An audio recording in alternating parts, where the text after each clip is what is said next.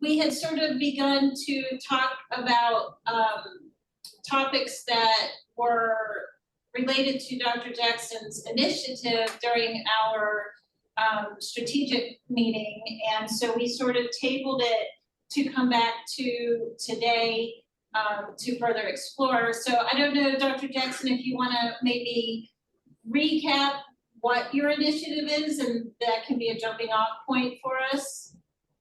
Yeah, that'd be terrific. And some of you have kind of heard kind of my message, and I appreciate those invitations, and I'll also extend invitation to those who have not. I'd be happy to kind of meet with your local county team and physicians just to kind of share some of this. But kind of the essence of what I've been trying to communicate in the course of this past year is just sort of trying to address more directly the physician role in the rising healthcare costs.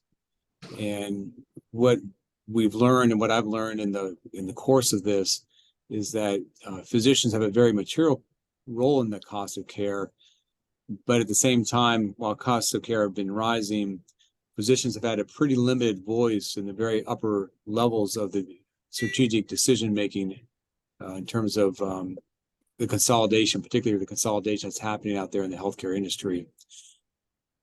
So that what I'm trying to hope to accomplish is to try to better educate physicians in terms of awareness around this, but also hopefully over the longer haul, provide some resources to kind of elevate physicians and to be in a better role or better position to kind of be part of that conversation in terms of healthcare consolidation.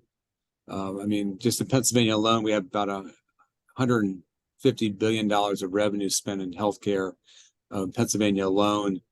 And no matter where a young physician finds themselves working, they're going to be part of that large economic ecosystem. And I think it's projected to be about healthcare is going to represent about 20% of our total GDP going forward. Right now, about 17%, but with the baby boomers hitting the Medicare needs and their healthcare requirements expanding, that those costs of care and the needs of care in the larger portion of our economy is going to be more and more taken up by healthcare. And that not necessarily a bad thing, but I think as physicians, we need to take some responsibility regarding how can we impact that cost of care. So what we're working on is a kind of a program to kind of build on the current existing Leadership Academy. As most of you know, or all of you know, the Leadership Academy has been in place for, I think, over 10 years now, and has provided a great resource and a foundation for a lot of physicians who have taken that course and then gone back to wherever they're working their community and applied those skills to wherever their careers are. And this is not to say we want to pull physicians from practicing medicine, rather we want to supplement, their knowledge base, a little more strategies around kind of the business acumen necessary to kind of engage in conversations at the higher levels. And in particular, I'll call up the board of directors of the large health systems. Some of you are aware of kind of the data that we pulled out in Pennsylvania alone, that we've seen that there's about 15% of board directors are physicians in the largest health systems in Pennsylvania.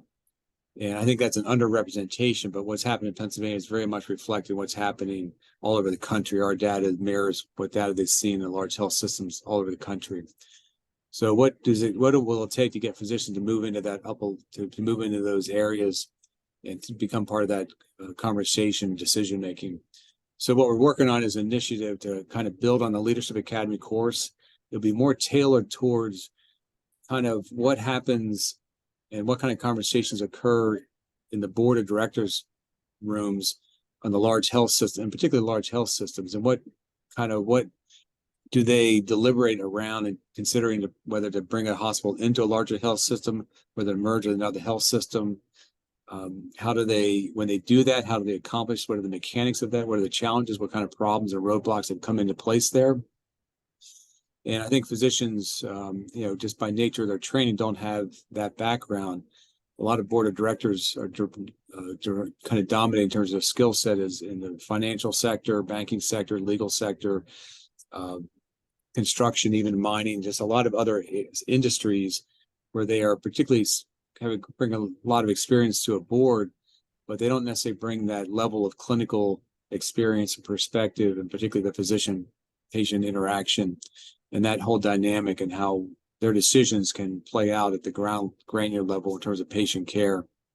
So the idea is to try and give the physician some resources.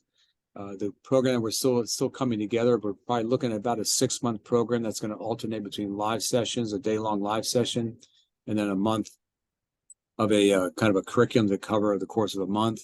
That would be virtual and self-paced around that. So we're pulling together the mechanics of that. For some of the topics that we're looking at include just better understandings of kind of mergers and acquisitions, some of the legal components of all that, kind of negotiation, some HR things, and particularly with a merger and acquisition, how is compensation determined and calculated. And there's a lot of other ranges of areas that we think we can focus on, but that's really where we're going to start. Our timeline goals, and I'd like to get some feedback from this group, is to start to kind of use the House of Delegates meeting as a kind of a kickoff point in terms of broadcasting about the program. And then we hope to enroll a first group of students sometime in the 2024, first quarter of 2024. So that's kind of it in a nutshell. I'm happy to drill into any areas of specifics. But one kind of topic that I'll leave you with is when you look at a lot of our health systems in the state are nonprofit health systems. Not all, but a large portion of them are nonprofit. By definition, nonprofits do not have shareholders who own equity value in that entity. You know, if you're a publicly traded company, obviously those are shareholders that technically own that company, and the board of directors is beholden and accountable to those shareholders. Nonprofits have no shareholders. So then who then are the shareholders? Who are they representing when they come together? Because they're not necessarily advocating for shareholders who hold a piece of equity in that business. And I would kind of advocate that the shareholders are really the citizens within that community and who are receiving that care and need access to that care. And that's who I think the board of directors need to recognize, who they're representing. Yes, they need to kind of recognize that they need to maintain a certain level of profit to maintain their mission towards that meeting that community needs. But I think you need to put kind of the community needs out front and center. And I think that's where the physician voice can help to clarify all that.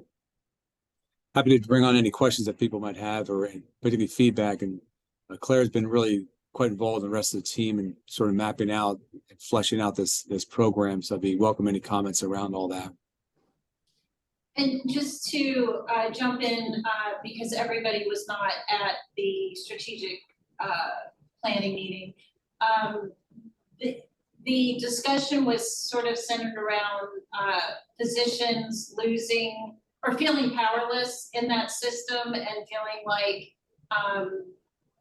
there wasn't a way to affect change. And that's sort of where we led to this discussion to say, let's get together at the county check-in to talk about how we can work together on the initiative in regards to sort of the physicians feeling powerless and unable to affect change, or not even really realizing that they could. Yeah, thanks, Claire. Yeah, and I think that captures a lot of the sentiment that I've heard in traveling around the state is the physicians, you have physician leaders in the health systems. You have a CMO of a health system, for example, CNOs. So there's health providers in the leadership roles, but they thin out once you kind of get a little higher up that level. And health systems need medical directors, but by the same token, I think they need more physicians lending a voice to some of the discussions. And there's conversations I've had with physicians out there in the practicing out there is they really feel as if they're more on the receiving end of deliberations, decisions that's being made far beyond their input. There's medical staff organizations that are as a vehicle for this, and every hospital and health system will have a medical staff committee and a representative medical staff, and that's one mechanism vehicle. But their roles are kind of more clearly defined around kind of establishing standards of care, treatment algorithms, credentialing physicians, bringing on new procedures and credentialing around new procedures, all the things that physicians should appropriately oversee. But that they're beyond that, they don't have much of a voice. So we're hoping to kind of give them the skill sets to kind of wherever they are to kind of move into those upper levels. TJ, you sort of spearheaded that discussion. Did you want to add anything from your perspective? No, honestly, I think this is, I was kind of sitting here soaking it in. I like where we're kind of heading with this. With Berks County, unfortunately, we've only had one meeting right now since we've kind of moved on. So I haven't been able to utilize any of what Dr. Jackson kind of was presenting or putting out here, but I'd be very interested to move ahead with this, and I'd like to hear what other execs have to say too.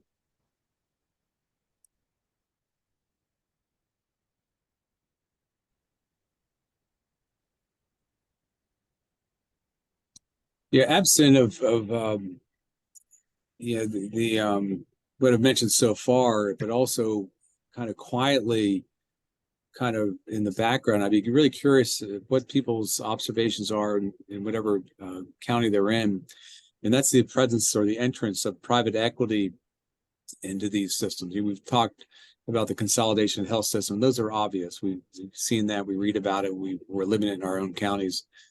But more quietly is a private equity entrance. And what I've seen, at least in the greater Harrisburg area in certain medical subspecialties, is private equity purchasing previously independent medical practices. And that also has an impact on cost of care.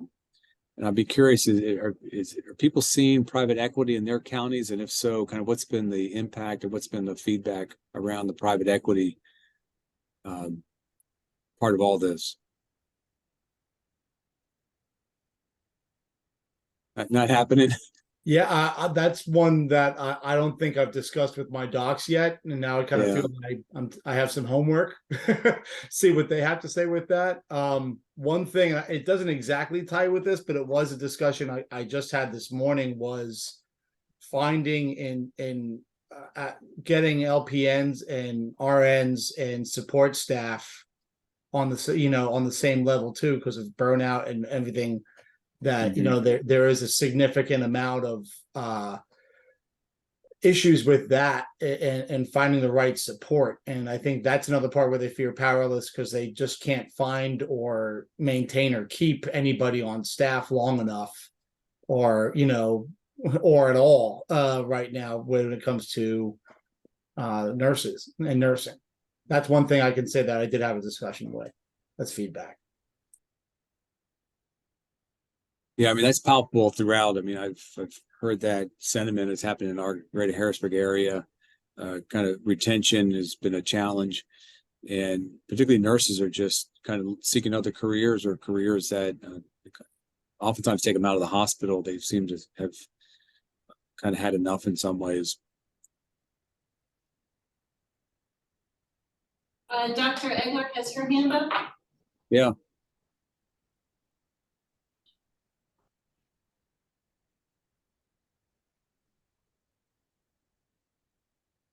Dr. Egler, you need to unmute. I unmuted. Thank you. This is Betsy Egler from Center County, and my question is,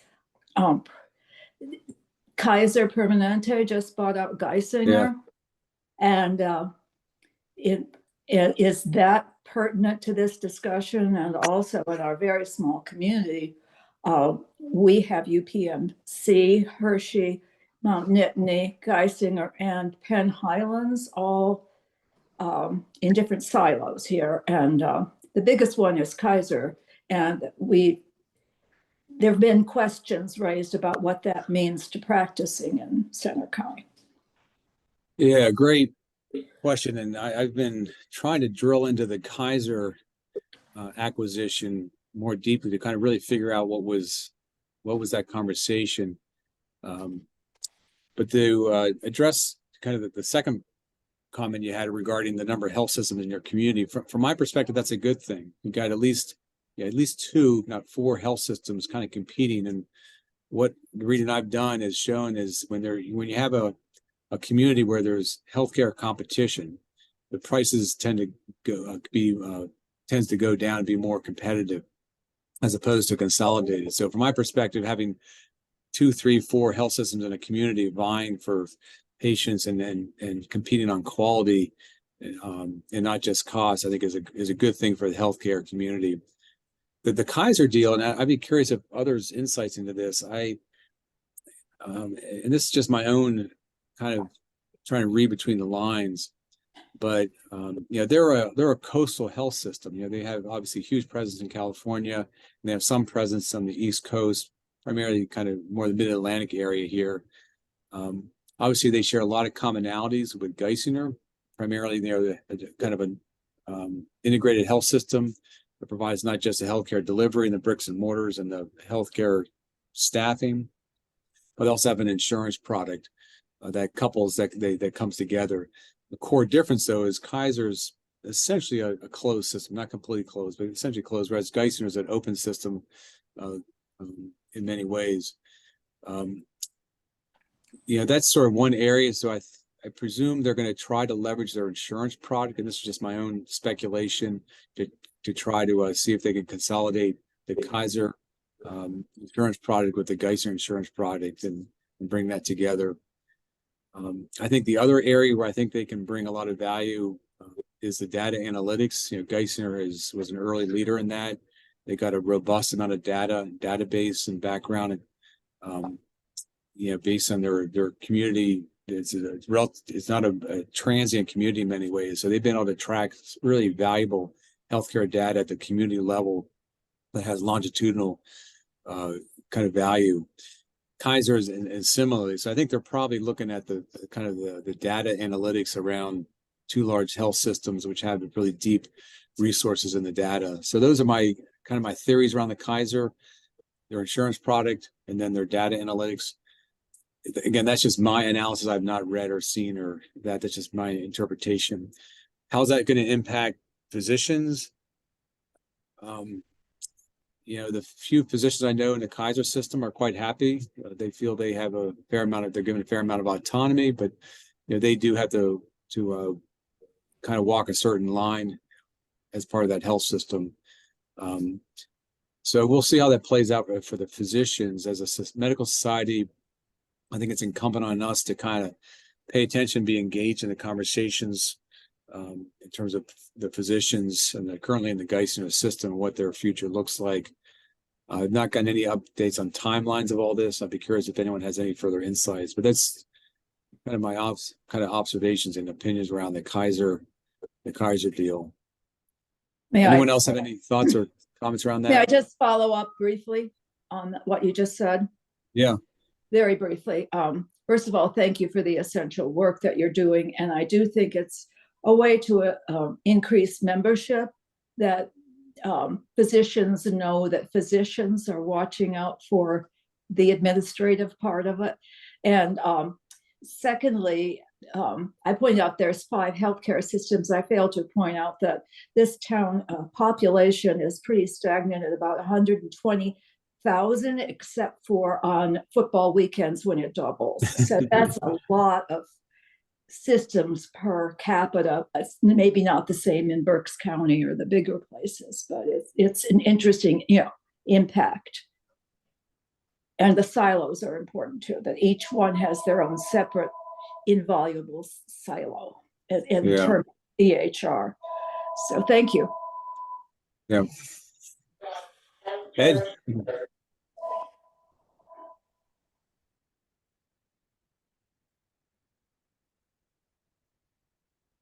I had my hand up earlier, but you hit all the touch points.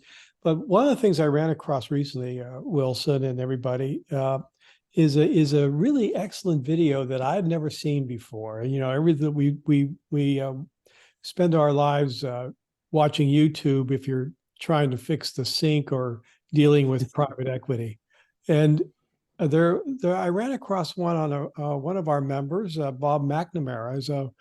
He's on the Montgomery County board, and he also heads up Temple's ER. But he drilled down on just how private equity affects the ER. In other words, he takes it from the 70s when the emergency room was a great idea, and it was a thing that was really there and very helpful. And then he carries you through for 10 or 12 minutes on when private equity got involved with ER, just how it affected where we are today. And as a lot of people know, we have PA Meds concentrating now on the overcrowding issue of the emergency room that touches on so many, not just healthcare issues, but societal issues and so on and so forth.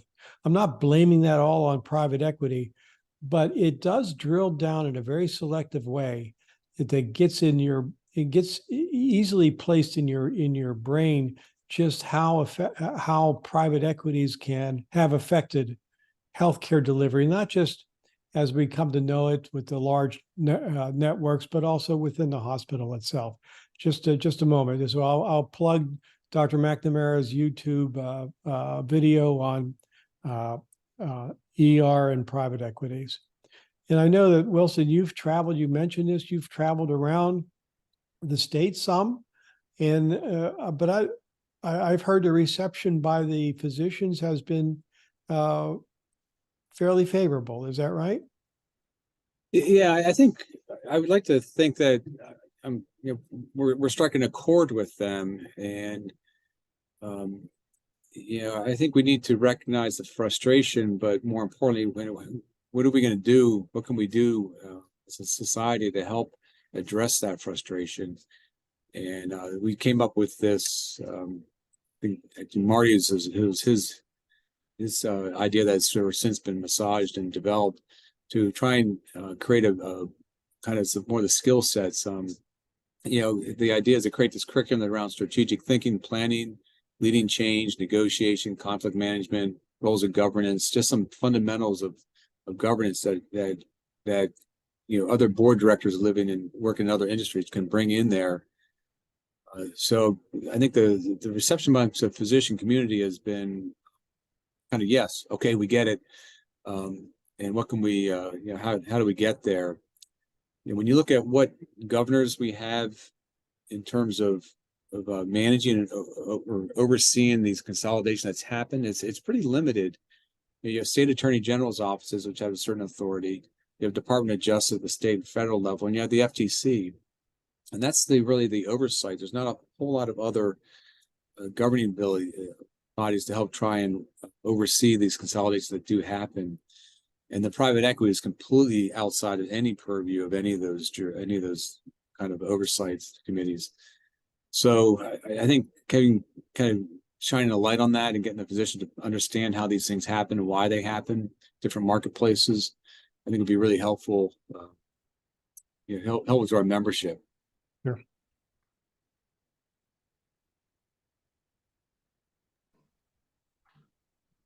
Does anybody else have anything to add, or Beth, Mark, Rachel, anybody, as far as how you see this playing out in your counties, or anything you might need on the county level as we move forward with this?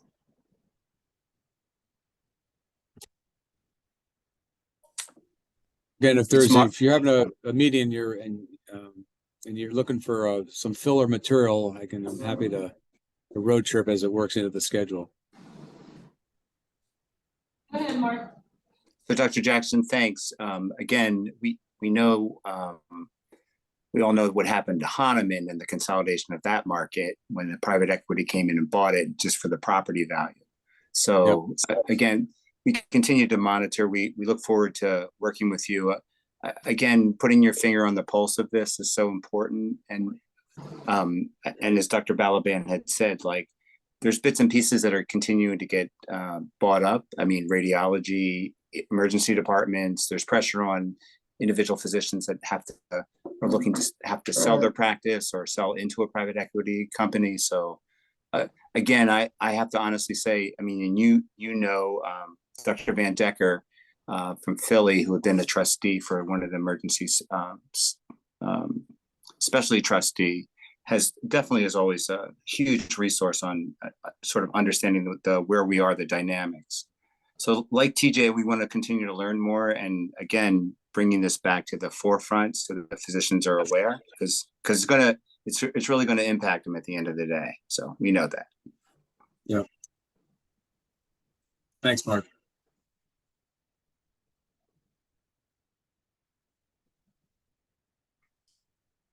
Okay, anything else for Dr. Jackson?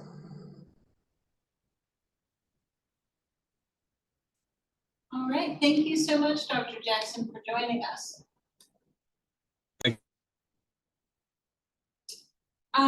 Dr. Balaban, you had mentioned the ED overcrowding. Do you want to give a little bit of an overview or an update on that? I'm glad you brought it up. Well, thank you for the question. You know, I always love when people say thank you for the question. They really aren't really thanking you for the question. I don't know why people do that. No, so the ER overcrowding, it's a. I became so I'm not an emergency room physician. I'm hematology oncology, but I became aware of this with some of the ER doctors in the state when they brought this up at a session, and it just so happened that the governor was there. Governor Shapiro was there, and had a sit down with him and got his ear. But you never know what really happens at the governor's level. Does he understand it? Does he really get it? But I thought that it was very important to realize when you start hearing about, and maybe folks here have experienced it, where you go to the emergency room, and if you visit most any emergency room, I don't care where you are in the Commonwealth or in the nation, it seems, the wait is long. You may end up on a gurney in the hallway. The boarding times, as they say, the wait times are huge. And ER doctors are commenting about doing CPR in the hallways and so on and so forth. What has happened to the emergency room is, well, it's just a manifestation of what's happened to healthcare. And so I, along with others, decided it's time for PA Med to take a look at this, because frankly, it wasn't getting any traction legislatively or even in the media. There were a few articles and such, but not much, and certainly not relevant to Pennsylvania. A task force has come together and made up of a number of physicians, ER and family physicians and psychiatry. And as you can expect, the dimensions, the facets that go into ER overcrowding isn't just relegated to what happens in the emergency room. As I mentioned briefly, it's so many things. It's from homelessness, it's social issues, it's mental health care crisis, it's staffing in the hospital. It just is the tip of the iceberg issues that belong to healthcare overall. And so the task force put together, in short and in summary, a very nice but very crucial, I believe, letter that white paper, call it a white paper, but a letter with a very special plea to the governor. And I did bring it up to Val Arkush, the same thing, stating that it's time for the state to develop its own task force looking into these issues to see where, if there's a navigation to any sort of remedy, but certainly it's far past time for us to do that. And so that communication just went out, I believe, maybe 3 or 4 weeks ago. We've not heard anything yet, but if we don't hear something soon, there will be another poking that will go on. So anyway, that's in short and in summary, that's what that's all about. And thank you, Dr. Balaban. This week, we will be going live with the ED overcrowding landing page. So it's not there yet, but in a couple of days, if you type in pamedsoc.org/ED overcrowding, our page will be there. It will have the letter. It will have the ability to sign on if you've not yet added your logo to the initiative. There will be a place for the public to take action and a place for physicians to take action. And we also did a little video explaining sort of the situation, Dr. Balaban just explained all of the different things that go into the issue. It's not just one problem that's contributing to the overall challenge.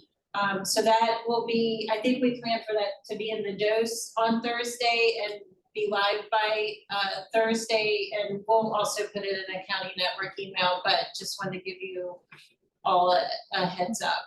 That's good news. That's good, Claire. Thanks. Can I say, I will tell you from working in a hospital and seeing the ER in action, very little of the wait time in the ER is based on the quantity of patients coming into the ER or the care that they're actually giving you. It's the things upstairs. You know, the patients aren't being discharged because there's no transport available. Like, I'm in an LTAC now, and I'm getting patients transferred to me at like 9-10 o'clock at night because that's the only transport that can be arranged. You know, we have patients, I've worked holiday weekends. Patients are sitting upstairs in the hospital beds waiting to be discharged to the nursing home, to the LTAC or wherever, but we're waiting on insurance companies saying, okay, yeah, we're going to pay for the next step in care. But until then, your patient is sitting in that hospital bed upstairs. As the wait in the ER, aside from the psych holds, because there's not nearly enough psych care in this state or country. So all those patients that come into your local ER with a psychiatric issue that need to be placed in a psychiatric hospital sit there in the ER. So they're taking up a bed, hopefully a bed, not just a hallway, but a bed. So your patient's coming into the ER with a whatever, broken, whatever. It's not that the physicians and providers there don't have the ability to care for them quickly. It's they don't have the room because of everything upstairs in these hospitals. It's not the ER necessarily themselves that's, you know, behind or anything else. It's because there's no place for these patients to go and they keep coming.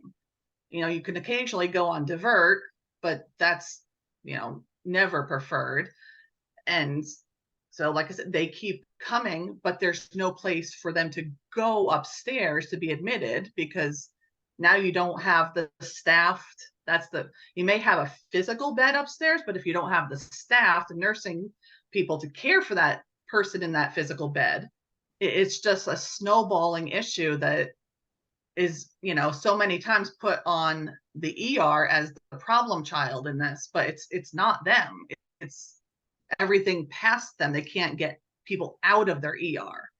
So I'm very glad that the task force is being created to look at this statewide. I mean, because there's so many layers to it. And while you're stuck there in ER, if you're waiting as a hold patient, you're not getting the proper care that you deserve. Yeah, we've heard that over and over, Michelle. Right? Exactly right. Yeah. So we'll see where this goes. I mean, but if it's our duty to poke like this, and it's maybe not our comfort zone, but it better become our comfort zone. This is what we have to do. And so, yeah, we'll continue that. We'll continue that process. It would be nice from the county side if somehow you keep track of what goes on in the emergency room, so that if you have a local story as to a malady that's going on that you notice, get it to Claire or ours, the PA Med somehow, so we can illustrate at the ground level just how bad the situation is, because you really don't experience it until you need to experience it. I would just also like to add that while I agree with the whole waiting on bench situation, because I've personally been in it where there's only one bed for her to be seen as a gynecological patient in the emergency room. and immediately needing emergency surgery. So I've experienced that lately, but I would also say that one of the bigger contributing factors is someone who's been in multiple ERs across the state of Pennsylvania and other states. I'm a Navy veteran, so I've seen lots of types of healthcare, is the lack of education of the general, populace on where they should go. And when they don't know, they're going to go to the closest emergency room. And I can say specifically, when I wasn't sure about having COVID or whatever, I knew I had an urgent care I could go to, but that urgent care closed down like several months ago. And so some of the places that these people used to go are now closed, and the emergency room is, and this relates back to the private equity situation and people closing locations, is that's the only place they can go to be seen, and that creates a bottleneck. And they're getting seen in like lack of transport or places to go, but education on where is the proper place to go. Because, for instance, the VA hospital that I was seen at in Wilkes-Barre was not the place to be seen. I needed to be seen at a Geisinger emergency room because they did not have the capability to help me anywhere in that hospital. But I didn't know, even as someone as educated as I am about things, I didn't know they weren't capable because the care wasn't forthcoming or easily found on their website. And I'm not saying that's necessarily something that we would handle here, but maybe it's something we can communicate to the physicians we work with about making it more accessible of what care you can get at each facility. So you're not sitting there waiting for 4 hours to have to go to somewhere else. If they have an intake process or a care process for an appointment, if you're gonna wait 12 hours in an ER to go somewhere the next day when they can get you an appointment the next morning, would you not wait if you know that's where you're gonna get sent anyway? I would rather have a confirmed appointment than sit somewhere uncomfortable for 12 hours as a patient. So it's just as a point of view from kind of outside. You got it. That's right. I mean, there's no one solution. You know that, but the telehealth, for instance, it could play a very important role. Knowing physicians' schedules in the emergency room as to who has slots that is open, because when providers are we're short on providers. It's not going to get any easier. But just the idea that you have no access to healthcare unless you find yourself in the emergency room, it's a real problem. It's a real issue. So all these things that we're talking about, multidimensional issue, man. So here we go. So keep your eye out this week for that. It will be a completely open page because we want the public to engage with it. Samantha will be boosting posts and we'll be spending some money on getting the word out there to the public.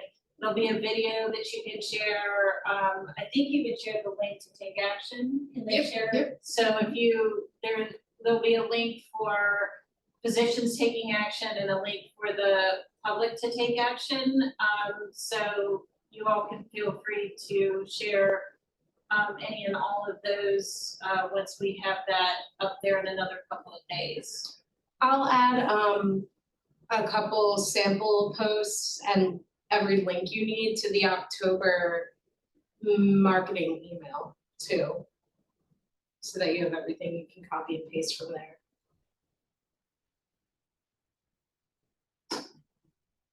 All right, so the next thing we have on our agenda is the regionalization grant.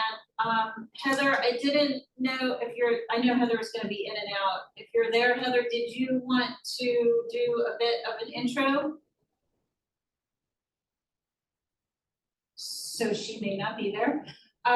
So I'll do a very brief intro and then I'll let Tanya do the talking. But every year PA Med has a grant available to apply for county medical societies that are interested in exploring the process of regionalizing with at least one other county medical society. Tanya and her groups are the first ones who have done it from beginning to end. And so now they are the Northeastern County Medical Society.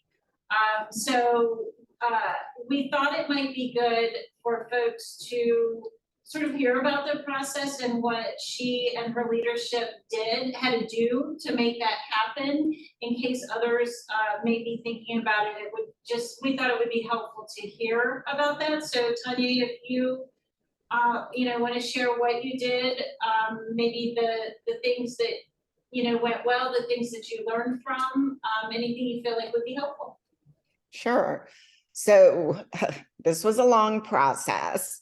I would say the initial conversations probably started 5 or 6 years ago, but at the time, there were people on both boards that just really felt we shouldn't merge. I was hired for Luzerne County first, and then Lackawanna County hired me maybe 6 months later. And after about a year, it became very apparent that I was just duplicating efforts. And it made sense to start having that conversation again. Also, some of the folks who had been very much in opposition were no longer on the board, which made it a lot easier to start thinking about what that transition would look like. We started by combining board meetings once a quarter. We did not talk finances in those board meetings since both counties have their separate accounts, but we did talk about upcoming events, CMEs, etc. And then we started merging the events as well. For instance, Lackawanna did a golf tournament. They would give the money directly to Geisinger Commonwealth School of Medicine to disperse, whereas the Luzerne County Medical Society had started a foundation called the Medical Heritage Foundation that gave out scholarships once a year. So the golf tournament started giving their money to the foundation to help supplement those scholarships. So those were some small things we did at first. Then with the regionalization grant, we realized it gave us an opportunity to kind of take the next step. We started thinking of it as an exploration, but very quickly realized we were just going to merge. So one of the first things we did was invite a local lawyer who has worked quite a bit with nonprofits on mergers, just to talk with us about what the legalities might look like. We quickly decided it made sense to create what we would call a regionalization committee. And there were 3 people from each county that were part of the committee because we didn't want too many chefs in the room. We just wanted some folks to make the big decisions and then bring that back to the board. We also decided to start doing all of our board meetings together because if we were having these regionalization conversations, it didn't make sense to have separate board meetings, which made me very happy because then I didn't have to do 2 board meetings a month. After that, I hired a nonprofit consultant just to have a conversation with both boards about any concerns they might have about regionalization, because there were some concerns about the finances. Well, we're all medical societies here. Luzerne had sold their building and we had a very large investment account, which is not something that Lackawanna had. Lackawanna's bank account was bigger than Luzerne's just because they didn't have savings or investments, but Luzerne had quite a bit more money than Lackawanna. So conversations about, well, what does that mean? Because keep in mind, we're also in separate districts. So there's some things that are a little weird. So for instance, with House of Delegates, we each still keep our same numbers. So that part hasn't merged, even though the organizations have. So we needed to have those sort of conversations and kind of hammer out the details of finances. What issues do you think this presents for physicians in either county? What will you do if there's opposition? At what point do we tell our membership that this is a thing? So we started by first, I don't think we sent a survey to members. I think we just put an announcement out that we were looking to merge, and if anyone had feedback or felt it was a bad idea, feel free to reach out to us, and we would try to answer their concerns. I think we only had one person who felt that it was a bad idea, but they didn't want to have a conversation. They just wanted to let us know it was a bad idea. After that, the next step was figuring out what the new board would look like in preparation of creating bylaws. And then there was the finance conversation. So once we hammered out the details of the board, we figured for the first 3 years or so, Luzerne's board always had a 2-year term for president, Lackawanna had 1. We would go to a 1-year term as the combined organization, but we would also combine the executive committees of both boards and kind of do a every other year Lackawanna Luzerne president going in and out of the roles, because that way we had some continuity for the next 4 years. But after that, we don't really care if it's a Lackawanna or Luzerne president coming into the role. In terms of the finances, we just looked at Lackawanna's bank account. This was the easiest way we figured we could do it. On the day we made the decision, how much was in Lackawanna's bank account, how much was in Luzerne's bank account. We would just match Lackawanna's amount by taking some money out of investments and calling that the new joint account. Some of those funds will be moved to a high yield savings just because it doesn't make sense to have it all in one bank account. And we also decided to gift the Medical Heritage Foundation $45,000, I believe it was, because we didn't want them to ever feel like they would be concerned about being able to provide scholarships. And they do have their own investment, by the way, that came from the furniture that we sold out of the building when we sold Luzerne's Medical Society building. With that done, it was really all about writing bylaws, which was tedious and took forever. We worked very closely with Pano just because they have someone who has done this over and over again. She was very helpful. She also put us in touch with Don Kramer, who eventually was the lawyer that did all of our documents for us. And it was all finalized 2 months ago, I think. We still haven't publicly put out the new name because we have a golf tournament that's happening in October. We were changing locations for the golf tournament, and we thought it would be extra confusing if we had a new name and a new location. So after the golf tournament, we'll do an official announcement. We did have to survey the membership because they did have to vote on the merger. So that did happen, but there was no official announcement. So in time for our holiday party, we will have the official announcement and have the new logo and website. Questions?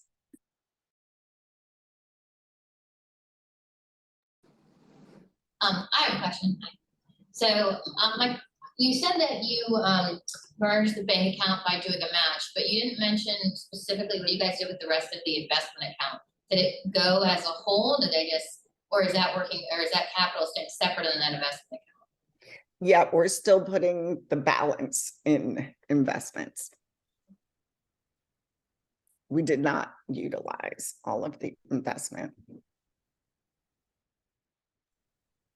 Can you talk a little bit about the demographics of your membership, numbers, community size? Was one more active than the other? Anything like that that might be helpful in looking at other regional possibilities? Yeah, I mean, I guess Lackawanna has more members because of the medical school, but in terms of active physicians, I feel it's pretty similar. The problem with Luzerne has been, though we have quite a few members, Luzerne is a bigger county, so the physicians are more spread out. So Lackawanna previously has been more active than Luzerne. Luzerne County, before the merger, I had created a really good relationship with the local hospital. So we were doing lots of CMEs with them, which I think did gain us new members. In terms of board size, they're about the same. Lackawanna's board might be a little bigger, and I think they have more younger members. And I feel like I missed one of your questions in there. Did I miss something? I don't think so. Okay. I think from my perspective, well, let me back up. Yeah. Do you think, had you not already been working for both, this would have been a viable outcome, or even the boards is open to the discussion? I don't know. That's a really good question. I think if someone could potentially lose a job, that's not necessarily going to be the easiest conversation to have. But the conversation or the topic had been brought up before I started working for either, and it was quickly shot down. And I don't even think they took into account the fact that they would then have two directors. So I do think there would have to be a conversation about that. I know for our case, Lackawanna was not pleased with the director that they had, so they approached Luzerne about hiring me. And I think that did make it easier. I think otherwise it would be a little tricky. And well, again, I guess it depends on how big both the counties are, right? If you do have a large membership, there could be space for two people. When we've had some preliminary discussions on just the concept in the past, then the concern has always been more attention would go to the county that perhaps is struggling a little more. And I get that that goes away when you're a joint organization, but that's kind of been a holdup in the past, that suddenly Lancaster gets somewhat forgotten in the mix, and we focus more to try to bring another county or another organization more up to speed. Was that of Right. any concern in your groups? No, not at all. I feel like they're in the same place. So that wasn't really a concern. Something we have spoken about, and I don't even know whether or not this will become a thing, is that there are a number of counties that have no leadership near us. So by becoming northeastern counties, there's the opportunity to try and help them, and maybe help them gain more members, or at least involve them in more things. I could see where that could become difficult, especially if there's a county that's semi-active and they want to be much more, then yeah, I might have to put a lot of effort into that county. But for us, because they were so similar, it wasn't really an issue.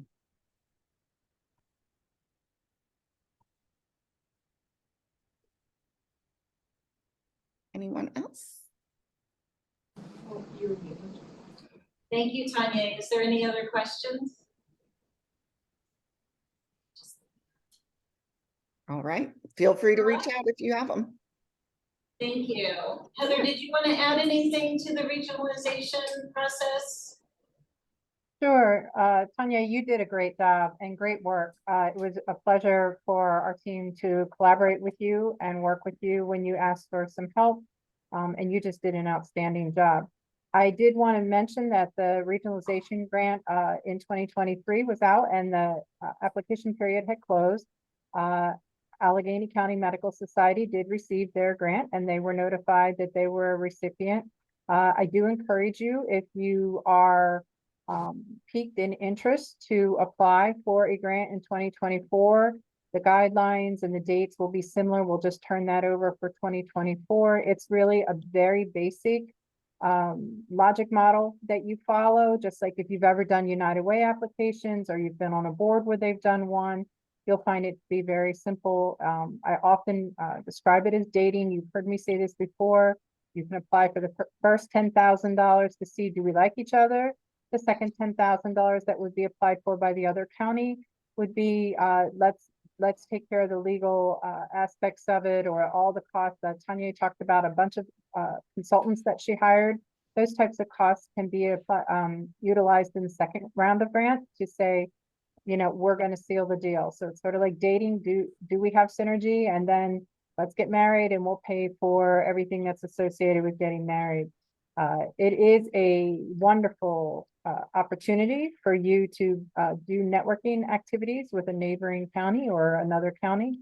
And so I encourage you to apply and see if you have those synergistic interests, as Tanya is like the model for a really, really good regionalization.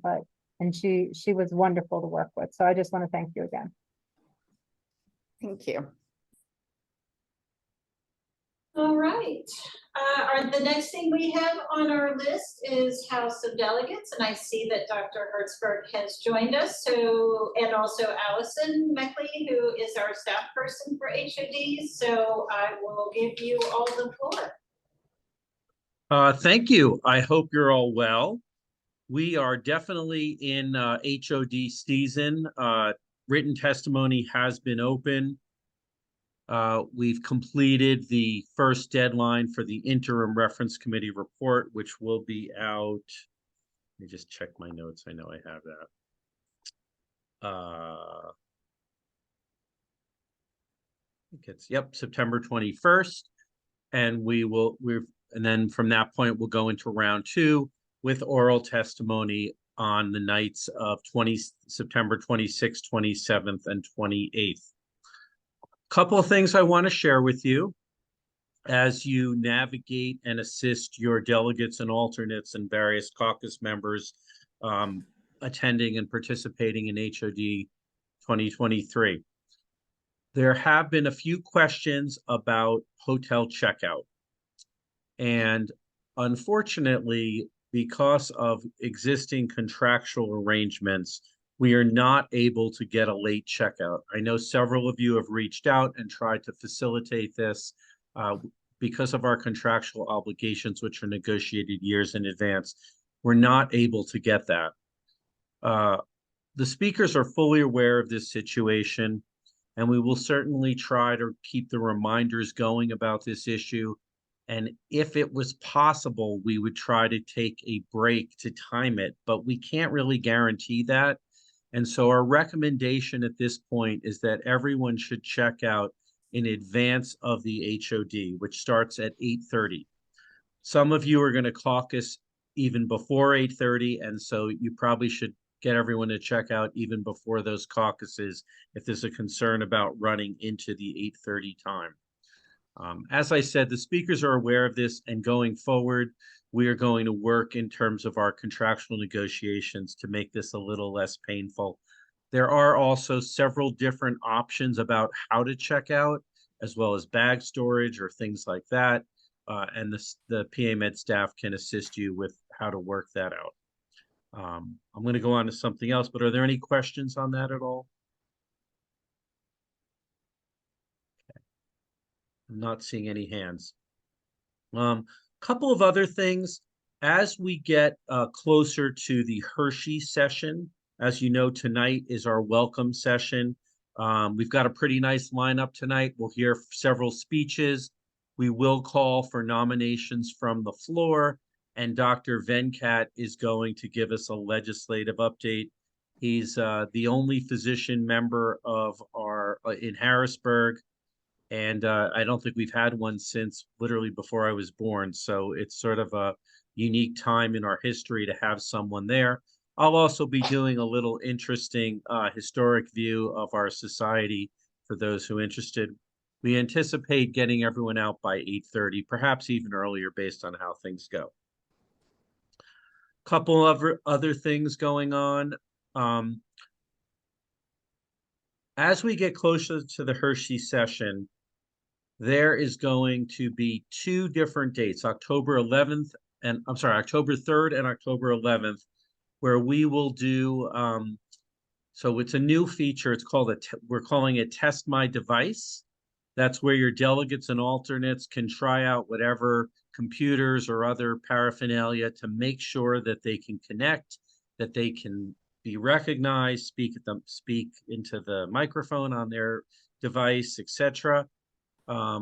This is particularly useful, not just for the virtual attendees, but also for the on-site, because you'll remember we're using the computers to get in line, if you will, to speak. So everyone should try to attend that. Immediately following these sessions will also be a speaker-led parliamentary procedure practice session. We've done this in the past. It's fairly popular. It's certainly important for new delegates and alternates to attend, but it's also a great way for your existing delegates to sort of get back in the swing of things, test out their Parley Pro legs. One thing that's going to be important is understanding the delegate switching. Okay, we worked hard to figure out a solution. It is not perfect, but essentially what's going to happen is your delegates are going to have unique login credentials. They can share those credentials with their alternate. So the alternate can log in as the delegate, okay? From a voting perspective, the last individual with those credentials to vote is the vote that's counted. So the onus is on the delegate alternate pair to ensure that they're not stepping on each other's toes when it comes to voting. We have tested this, it works, and no, it's not possible for them both to vote and double count votes. So only one vote is counted. But essentially, these credentials are going to go to the delegates. The delegates can share them with their alternates, and it's up to the delegate and alternate pair to work out how to switch. Now, some of you from the larger caucuses can facilitate this, and you're welcome to reach out to your delegates, get the credentials, and share them with the alternates and coordinate that.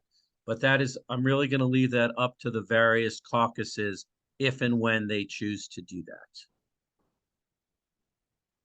All right, questions on that?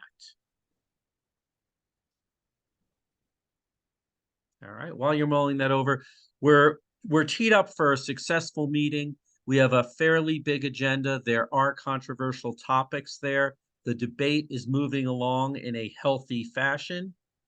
We anticipate to have some exciting debate. So it's a good one. So strap in and get excited. And we'll see you all tonight.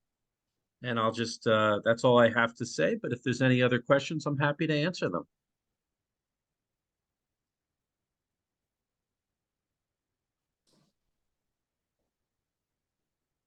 Not seeing any. Oh, Doug. There. Go ahead, Doug. I'll stick around a few more minutes in case something comes up, but otherwise I'm going to duck out. Doug has a question, Dr. Hertzberg. Oh, go ahead. I don't know if it's for Dr. Hertzberg, but where do we go at this point to switch alternates and delegates? So there's two, let me make sure I understand your question.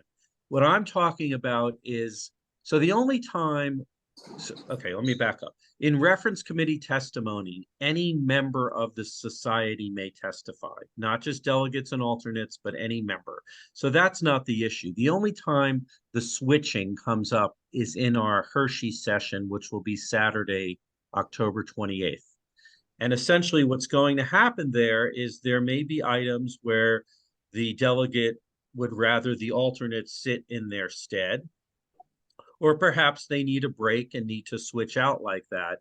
So that's the only time frame in which switching occurs.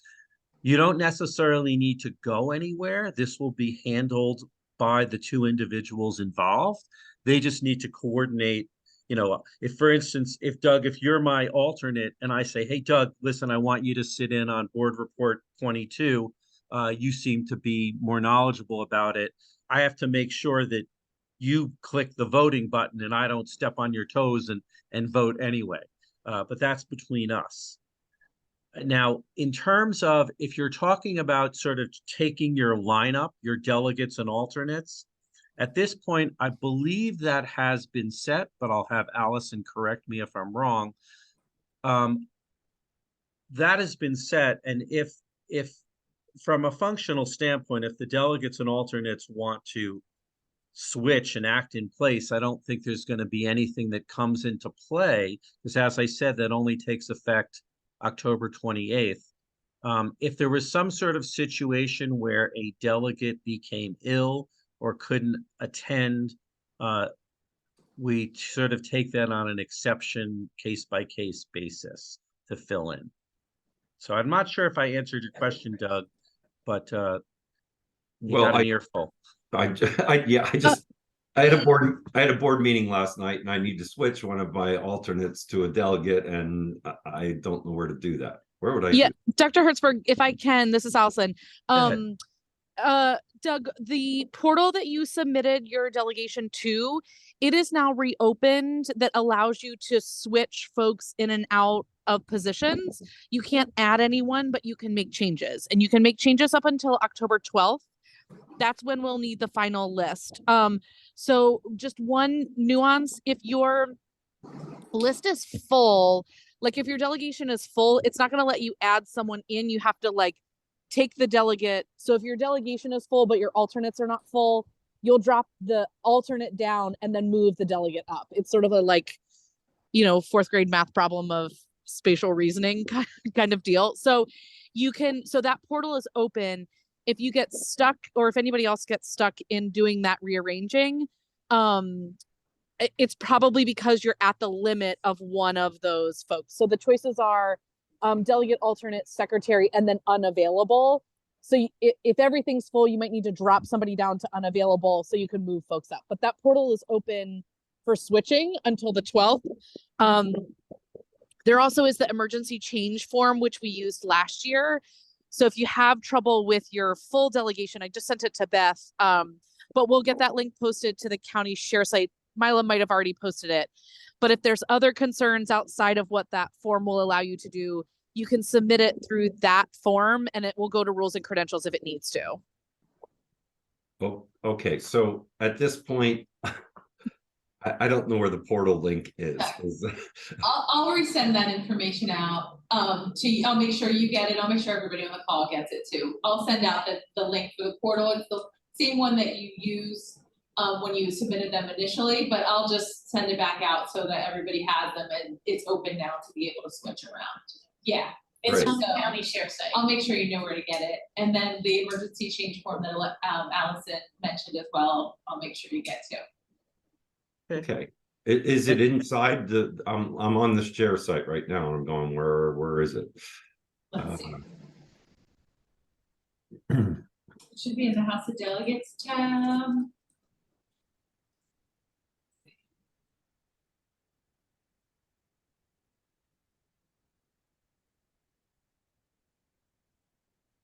Oh, it's not there anymore. I'm sorry.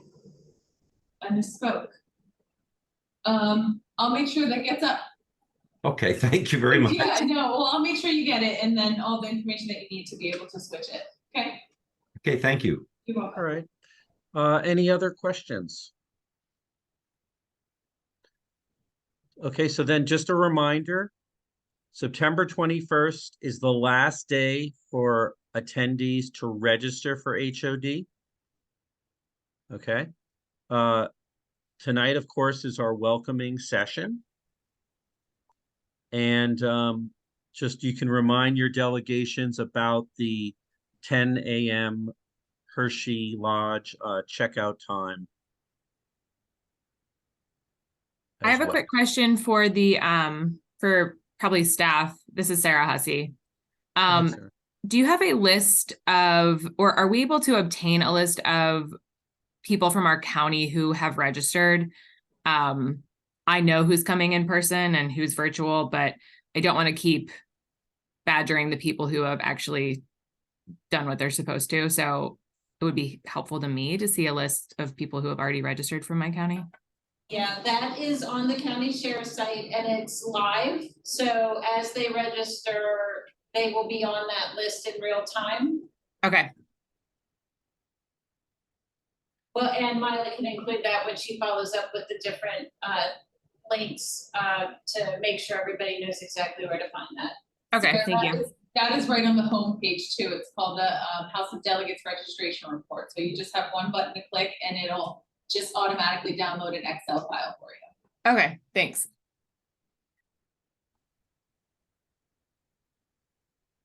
Right. To Dr. Hertzberg's point, we still have a lot of folks who are not registered, so if you all could encourage that amongst your delegates, we'd really appreciate that. The registration is on the roadmap at pamedsoc.org/HOD. And it's really quick and simple. I know in years past, we've had some pretty involved registrations. This one is literally like click, click, click, and they're done. If you could just get your folks to do that so that we know who's coming in person and who's going to participate virtually, that would be super helpful to us. And then the other piece is below that registration area on the roadmap is the hotel information. And that deadline is the same as the registration deadline. So if you've got folks that are staying overnight, I would highly encourage them to get their hotel rooms so that they're able to participate in the room block and get the discounted rate. And Doug, are you raising your hand again? Yeah, I had another Okay, question. sure. No, I just didn't know if you went down and up. Well, in the past, we had a mandatory training session, and is that what the HOD Test My Device is now, or? So the answer is yes, but it's more than that. The Test My Device is for those individuals to make sure whatever technology they're going to use to connect works. And immediately following that will be the practice session, okay? And there you'll get to play with the knobs and buttons and make motions and things like that. Keep Dr. Litzkanen and myself on our toes. Okay, so there isn't really a mandatory training session, I take it. Well, I'm not going to twist your arm and say you better go or else, but if there's any question, everyone really should attend, okay? Because if the day of is not the time to learn how to use the technology. So I would strongly encourage to, even if you just duck in and you feel that the buttonry is not something you need to practice, just to make sure you can connect, because day of, we don't want to get off to a late start when we hit the October 28th Saturday Hershey session. There also is going to be a sort of, Allison, help me here. Is it going to be video, written, or both in terms of instructions and training?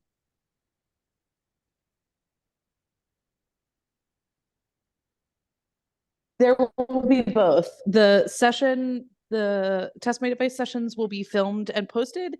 There also will be video documentation for training as well. All right, so there you have it.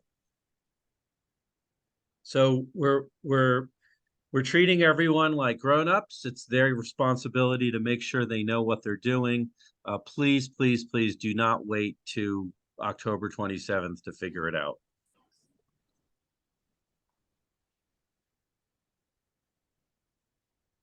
All right.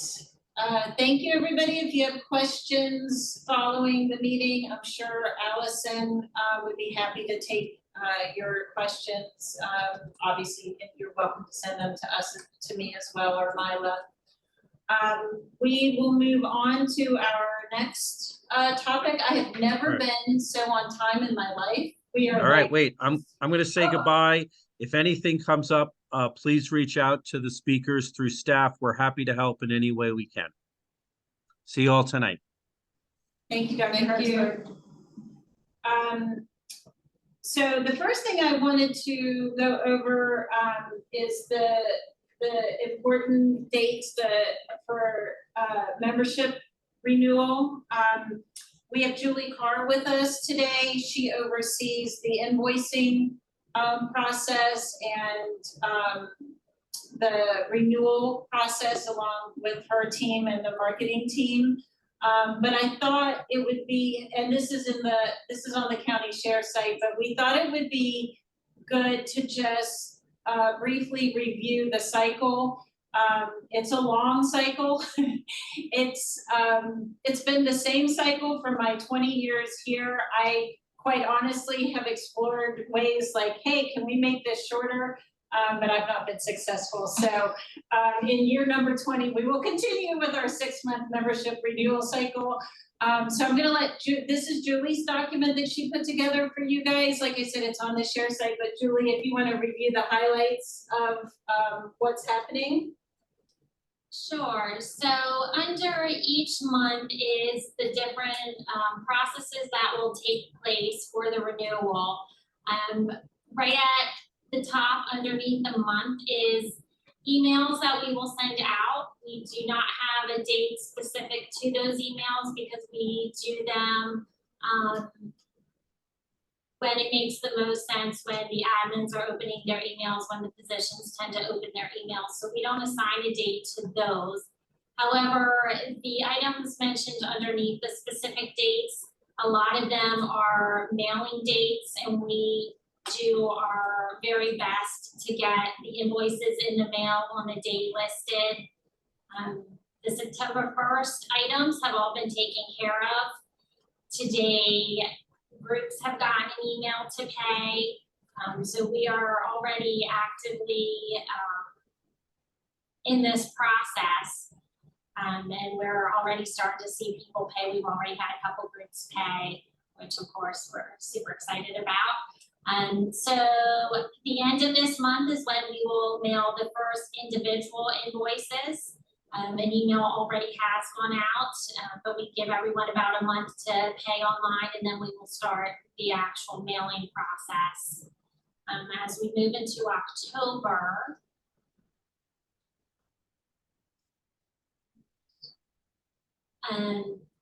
towards around October 10th is when we will then mail out our first group bill to all of our groups that have physicians marked to bill with group.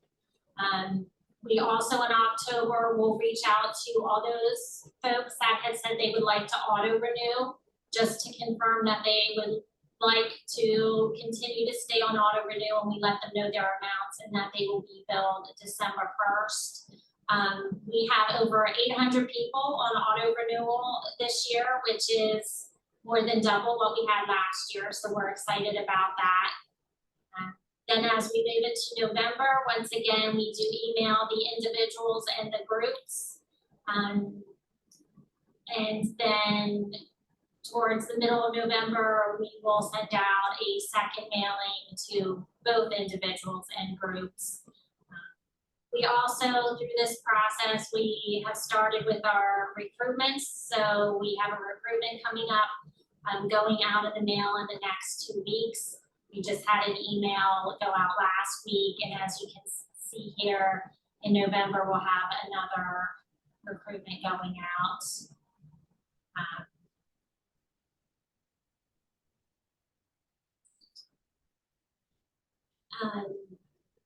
In December, we do contact physicians that are with groups who their group historically has paid for their membership. If they have not yet, we do let the physicians know. A lot of times this leads them to talk to their admin and make sure that the person has gotten the bill, and that seems to help them with their membership. And if their group has not paid by January, the individuals that are marked bill with group are able to go online at that point and pay their membership.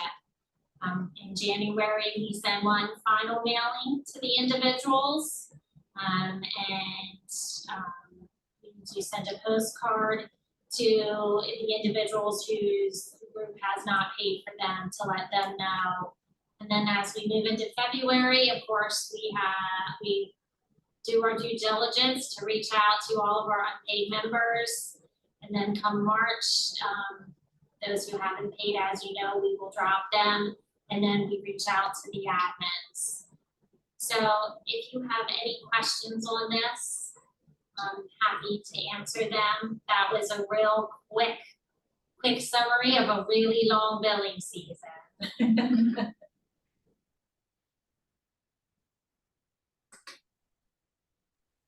I see the 2023 schedule on the share site, but I don't see the 2024. Am I missing it?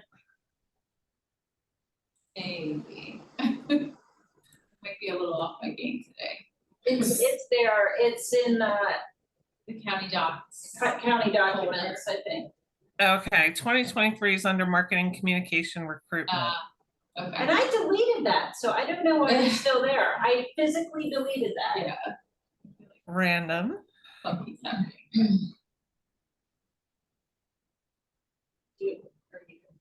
County docs, and then I'm still not finding it. I know. I know it was put there. Yeah, I know it's there. As we look for that, Dr. Egler, you have a question? Yes, I do. This is just a tangential question, but if the drop occurs on April 1st, why are the delegate allocations delayed until the membership on August 31st? So March 1st is when we drop people who've not paid. We pull the membership amounts from 8/31 because that is the highest number of members for 1 year. So up until, I think it was 2 years ago, we pulled them on December 31st. And the bylaws committee a couple of years ago took a look at that and changed it to 8/31. And the reason they changed it is on December 31st, you've got 2022 members and 2023 members, for example. You've got that overlap. On August 31st, you just have that year's membership and you have the highest amount of that year's membership. So this will be the second year that we will pull the numbers on 8/31, or we have the numbers for 8/31. The reason we've not, and per the bylaws, we have until December 1st to publish the delegate allocation for the coming year. The reason we have not, and we typically try to publish it before December 1st or before the deadline. But the reason we're holding off this year is because there's several resolutions that could affect the delegate allocation. And if it's voted at the House of Delegates that those resolutions pass and they're effective for 2024, it could change what the delegate allocation is. So we did not feel comfortable publishing something to then cause confusion, because there could be decisions at the House that change what that delegate allocation is. Got it. I did, but if it's in the county documents folder, I moved it out of the dues billing folder, the dues charts folder that it was in. So it should be right there. PA Med to 2024 dues billing and court dates. It's in the county documents. Find it? She might have to refresh. Is there any other questions on the timeline for the dues billing process? And we can't see everybody, so please feel free to just chime in. Quick question, and this is maybe more of a marketing point, but I sure would like to promote more of the automatic payment option with our members. Is there any chance that, because I would normally like to put a blast out with, let people know that dues are up, and maybe have a link or some sort of provider to say, hey, if you're interested in not having TJ track you down in March, why don't you automatic pay in October or something? So is there anything out there that I could use or utilize to promote that? Yes, we're actually, the reason that we doubled the automatic payments last year is because we incentivized them. Yeah. So we're actually doing that again. Awesome. So any member that joins or renews by December 31st is entered to win a set of 1 of 5 AirPods. If they select auto pay when they're joining or renewing, they'll receive a PA Med t-shirt. So they have to, and this all has to be done by December 31st. I can, in the last recruitment or the renewal email that went out, I think last week, all the information's at the bottom, but we have like a buck slip going in the billing too. So I'll post that, that you can use as a graphic in your emails to the county share site. Yeah, that would be awesome. I in truth, I thought I saw that in the beginning with the earpods and stuff, but I wanted to make sure that there was a link or something that I could, you know, use or utilize that I could make it even more. Yeah, so you're gonna have to share it's not a different link, it's just an option when you're joining or renewing. I So see. you have to Okay. point out like what box, so we have a screen snip of the actual box for Okay. auto renew, and we have like arrows pointing to it, so. Perfect. Okay. Yeah, it's right there, you just have to like draw their attention to actually doing it. Okay, awesome. Thank you very much. I should have known that you guys already had that planned. Good work. Thanks. Anything else on dues billing? I just want to add, you're all copied on every recruitment and renewal email that goes out, so you should see them as they go out. And then I try my best to do it same day to add a link of that email to the county share site, so that if you wanted to pull content from it or forward that live link to whoever, you can do that too. So as we do different recruitments and renewals throughout the next 9 months or so,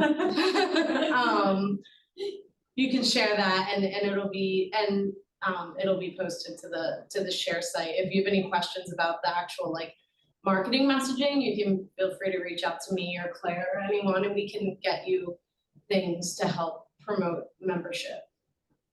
Hey, Samantha, this is Sarah. Could you just double check that I'm on that list, because I have not received any of those emails? Do you not get any emails from us? I do get like the dose, and then I get the updates that come through like county, like any of the alerts about these type of meetings, but I have not received anything about like recruitment retention. The only place I can grab those emails is if I like log in, go to the marketing page, download it from there, but I don't actually get them to my inbox. Huh. Yeah, well, we use the same list, so you should be getting all of them, but we'll check in to see like why it could be bouncing for you. Okay, thank you.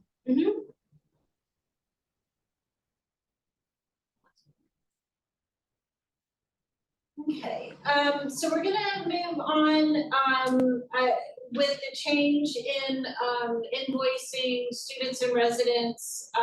We're gonna share, briefly our plan, the Word document with the, well, maybe first the social graphics. Okay. I'm just making sure Mila's paying attention every day.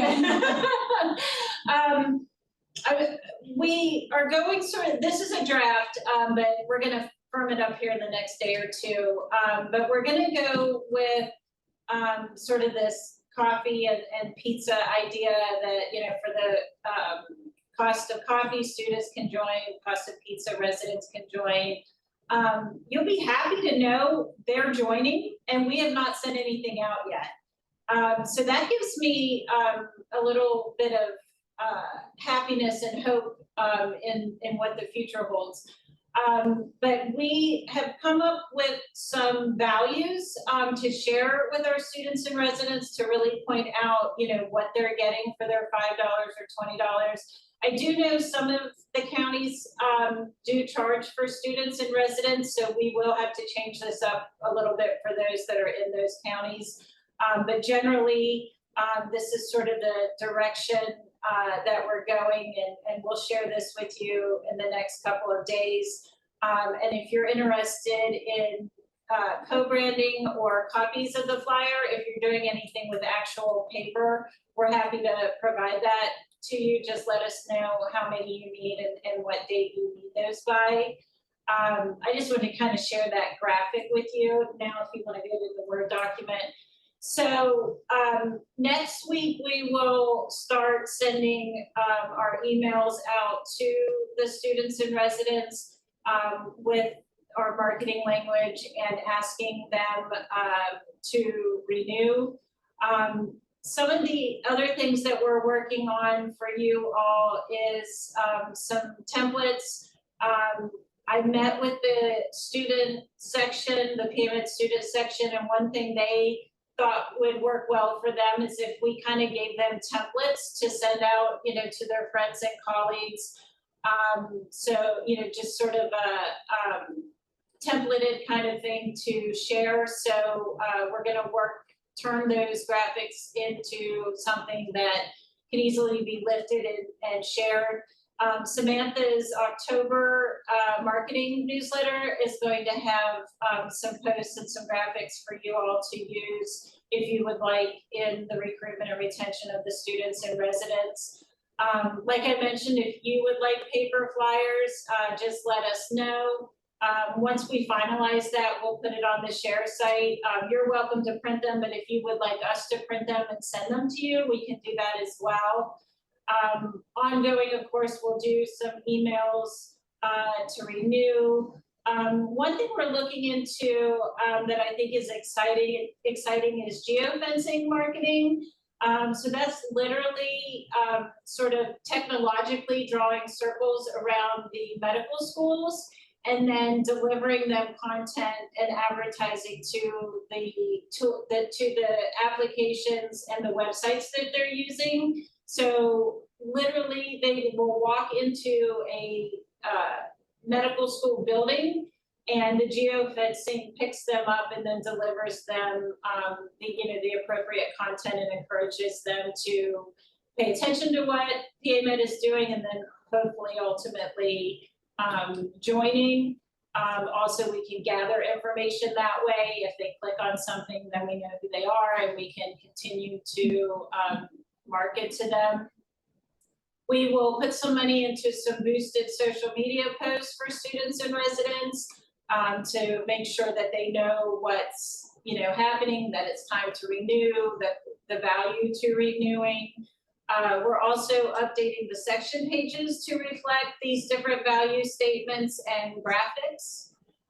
So that should all be happening here in the next couple of weeks if you want to roll down. Keep going. Yeah. And then we go up a little bit. There. So ongoing to some of the things that we'll focus on is policy changes by the residents and students at the House of Delegates. That's always a big piece to share that, as a student or a resident, you can make a difference, which kind of goes to our idea of, stand up and be heard.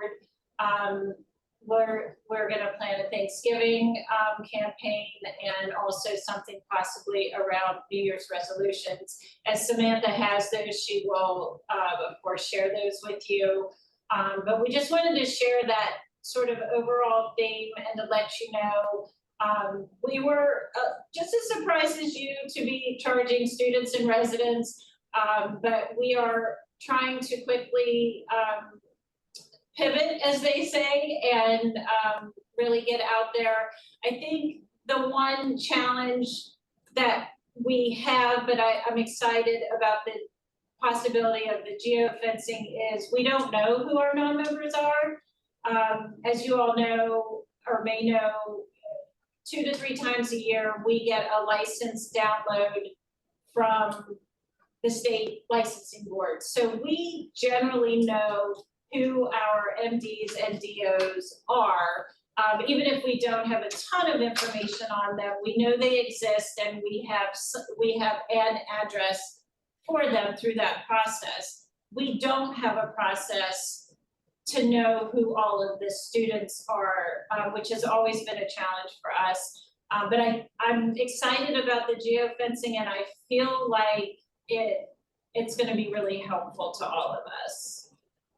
So I wanted to get your thoughts and input. If you had anything you wanted us to consider as part of this process, or anything that you would like Samantha to include in her newsletter for October that would be helpful to you as a county medical society, we would love to hear that from you. And I see Dr. Egler, I think you might have your hand up. Yes, I do. A two-part question. One, what about the hardship exemption? How is that being handled? And the second part is it up to the individual counties whether or not their students pay dues for the county? It is definitely up to you if your students pay for the county medical society dues. You have already provided those, and we are billing for those who do charge for students and residents. As far as the special status form, that is the same form that has always been on the county site. It is a fillable PDF. You are welcome to share it with whomever reaches out to you that states they aren't able to pay their dues regardless of their, their category, their membership category. The state follows the county medical society's recommendation. So if you have an individual complete the form and send it to you, you would send it to member services at pamedsoc.org, and we would follow your suit. So if you said, yep, we agree this person has financial hardship, then they receive a 50% discount. It's 50%?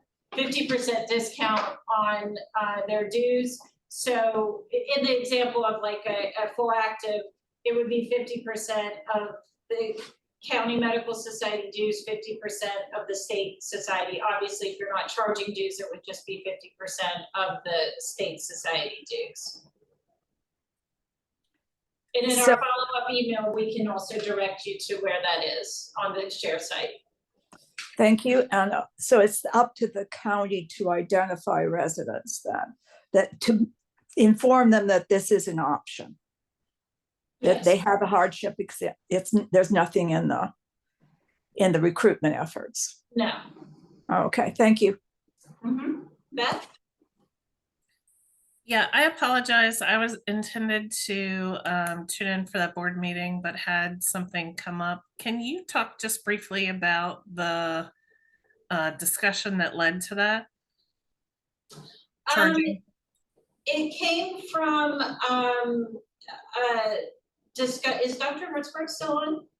Or did he jump off? Because it came from a discussion I believe that he brought up in finance committee. It came from the finance committee. That's who sets the dues. So the finance committee chose to charge $20 to students and $40 to residents. But then following the discussion, they came up with $5 for students and $20 for residents. Beth, does that answer your question? Not really, but I'm assuming it's just we need more money, or No. since it came from the finance committee? No, Dr. Hertzberg's rationale for proposing why students should pay dues, you would need to have him answer that. But he made the proposal, and then there was a second. The finance committee's job is to just approve the budget and then send it off, or approve the recommendations in the budget, send it to the board. So when Dr. Hertzberg, as a member of the finance committee, made that recommendation, it was approved, and then it went off to the board. The board then approved that and decided that the dues would go out. Then we got the letter from the counties, from some of the executives and one physician leader saying that we do not agree with this. So the board held a second meeting. And again, the dues that time were reduced down to 5 and to 20.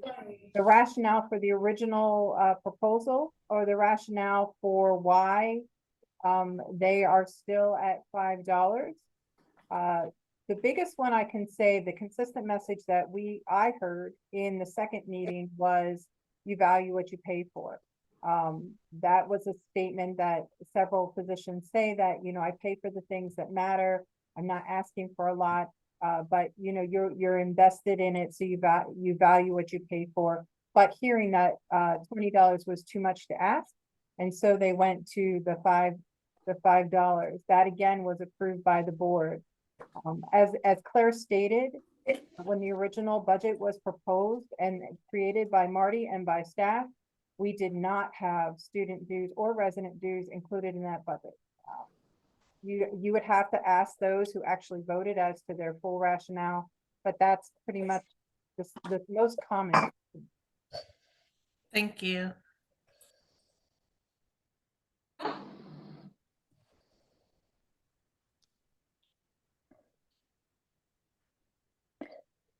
Claire, are you still calling on people with hands up, or did you want me to acknowledge that Sarah and Dr. Egler have their hands up? Yeah, I just called on Sarah. Oh, sorry, I didn't hear you. I'm sorry. I had a board meeting last night and we talked about possibly our county subsidizing the dues for the residents and the students. And I had brought it up to Marty last week and he said he was going to kind of dig around and look through accounting and see what could be done there. So I was just wondering if there's any update on that. Because we are getting a quote for programming on what it would take to be able to do that. We are not currently set up to be able to do that, but I am getting a quote from Marty on the cost to do that. I also suggested something I would suggest to consider because regardless, it's not in place currently. Something to consider if you're wanting to subsidize is that we could work with any county that wants to do like their own emails to the students to do something where you're sort of paying them back. So, you know, you could do like a $5 Starbucks card or a $5 Amazon card, like electronically, so you're not having to mail. But so a touch, that way you're getting actually more engagement and more touch. I fear that if you just pay for them, they're not going to know you paid for them, or they're not going to feel that. But if you let them sign up, but then, hey, Allegheny County is thanking you. Here's $5, you know, here's a $5 Starbucks card, or here's a $5 Amazon card.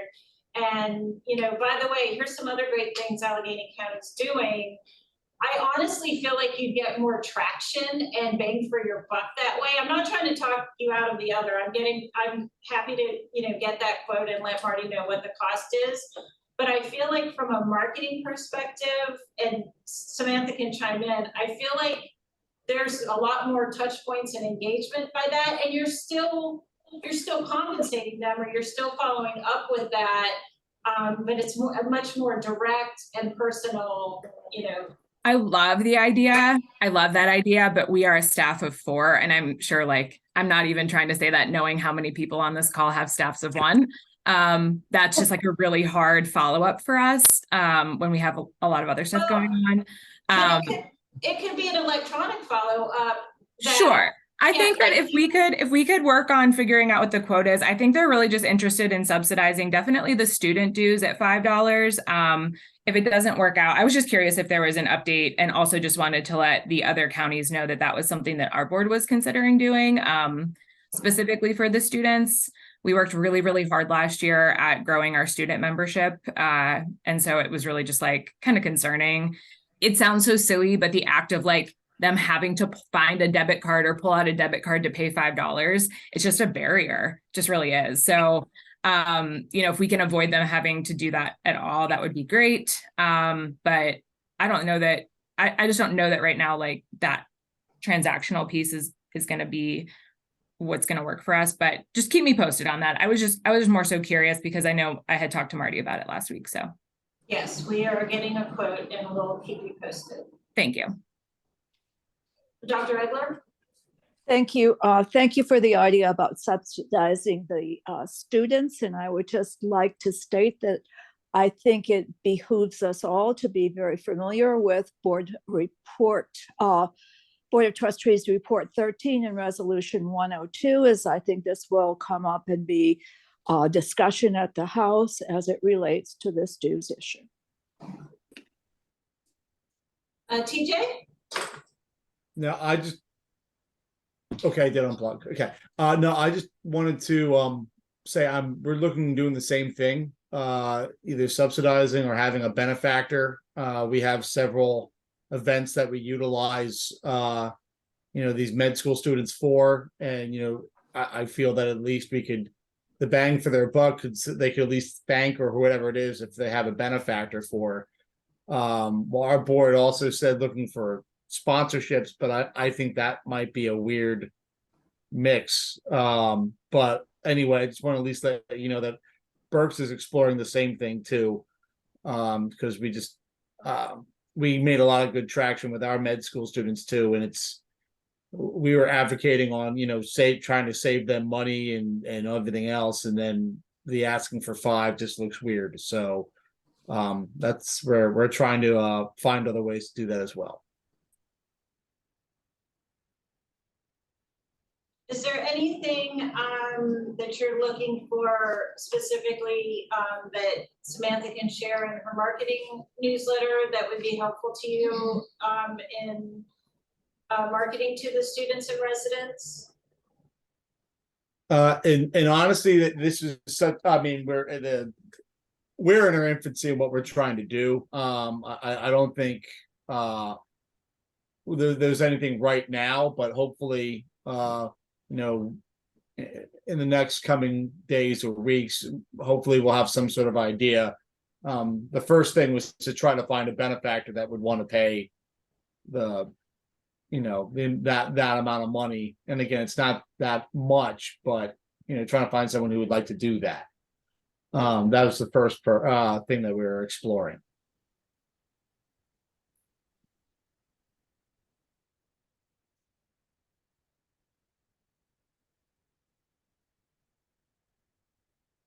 Anybody else? We are hopeful. We've already had 27 pay without sending anything out. So we've sent literally nothing out yet. So I feel like that's a good sign.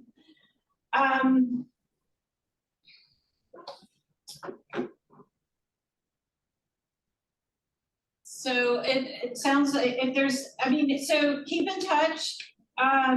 Like I said, we're willing to work with individual counties if there's something specific you want marketed in your own county, something that you would like to do, especially just for the students. We can split those out. So when we ask for the renewal, we can split out counties and do something. If you're doing an event or you have something special happening for the students or the residents, we're happy to work with you guys on that and try to be as successful as possible. I do think the geofencing is going to really help us out pretty substantially. So I'll keep you posted on what we come up with that and the implementation plan for that as well. So we'll move on. Is Dave on yet? Dave Thompson?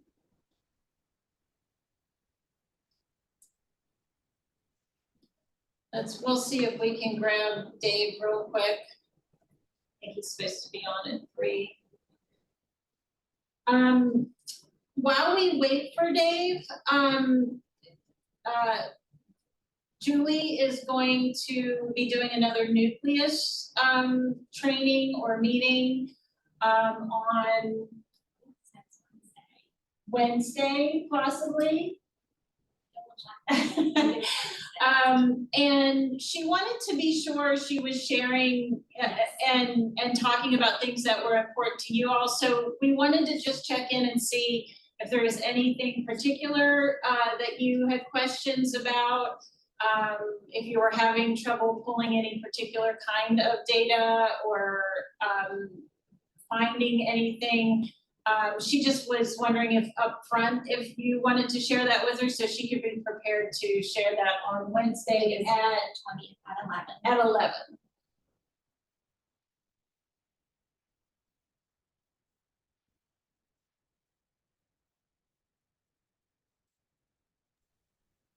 I don't have any requests or anything to share. I just want to give a shout out for how helpful she's been. I've probably been the one that's bugged her the most over the years in terms of making Nucleus work better for me. So I just really appreciate the support and her willingness to work with them to try to get some of the information straightened out and added. She is your guru for sure.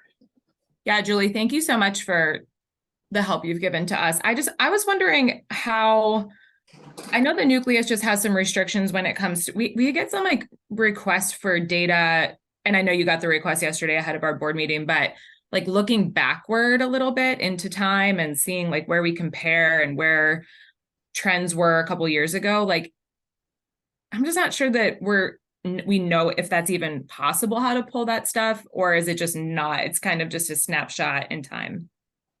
Well, the one thing I can answer is Nucleus is set up with NetForum. So it only goes like NetForum, we've only been in NetForum for a couple of years. So anything beyond that, okay, we can't even pull. And we can try to help with specific requests. We just can't go back to, we don't keep month ends for, the counties, we keep them for the state. But we can certainly, like, we recreated the last 5 years for the year end, for like you, for Sarah, for Allegheny. We can try to recreate things if we can. We just don't necessarily have, it's not a new, it's just, we don't keep that information. So we keep it on the state level, but we don't necessarily keep it on the county level. But we're always happy to have that conversation and, work through the request to see what we can do. Okay. Is there like also, I know we're going to get to Dave, so I'll just move on because I know we can talk about this Wednesday, but I won't be able to be at the meeting.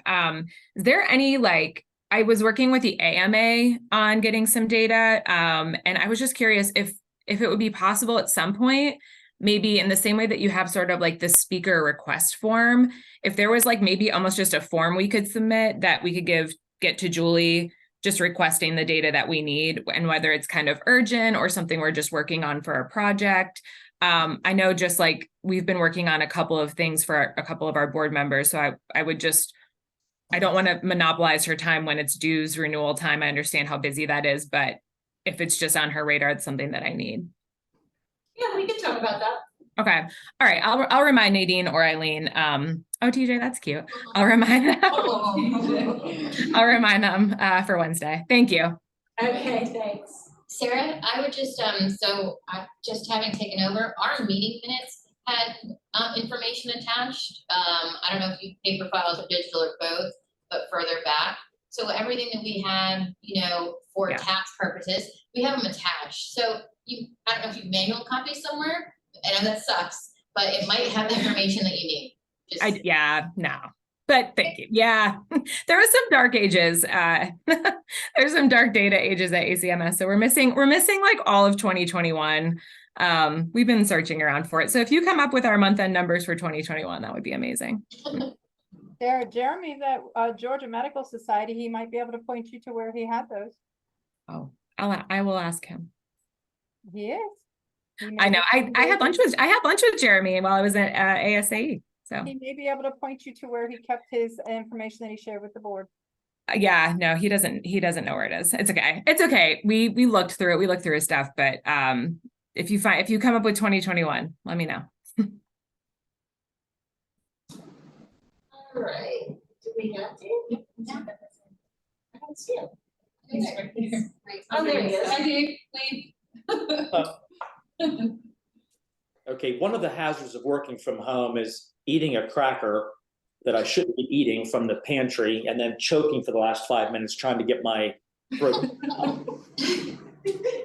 That would not have happened if I'd have been at the office. Anyway, how's everyone today?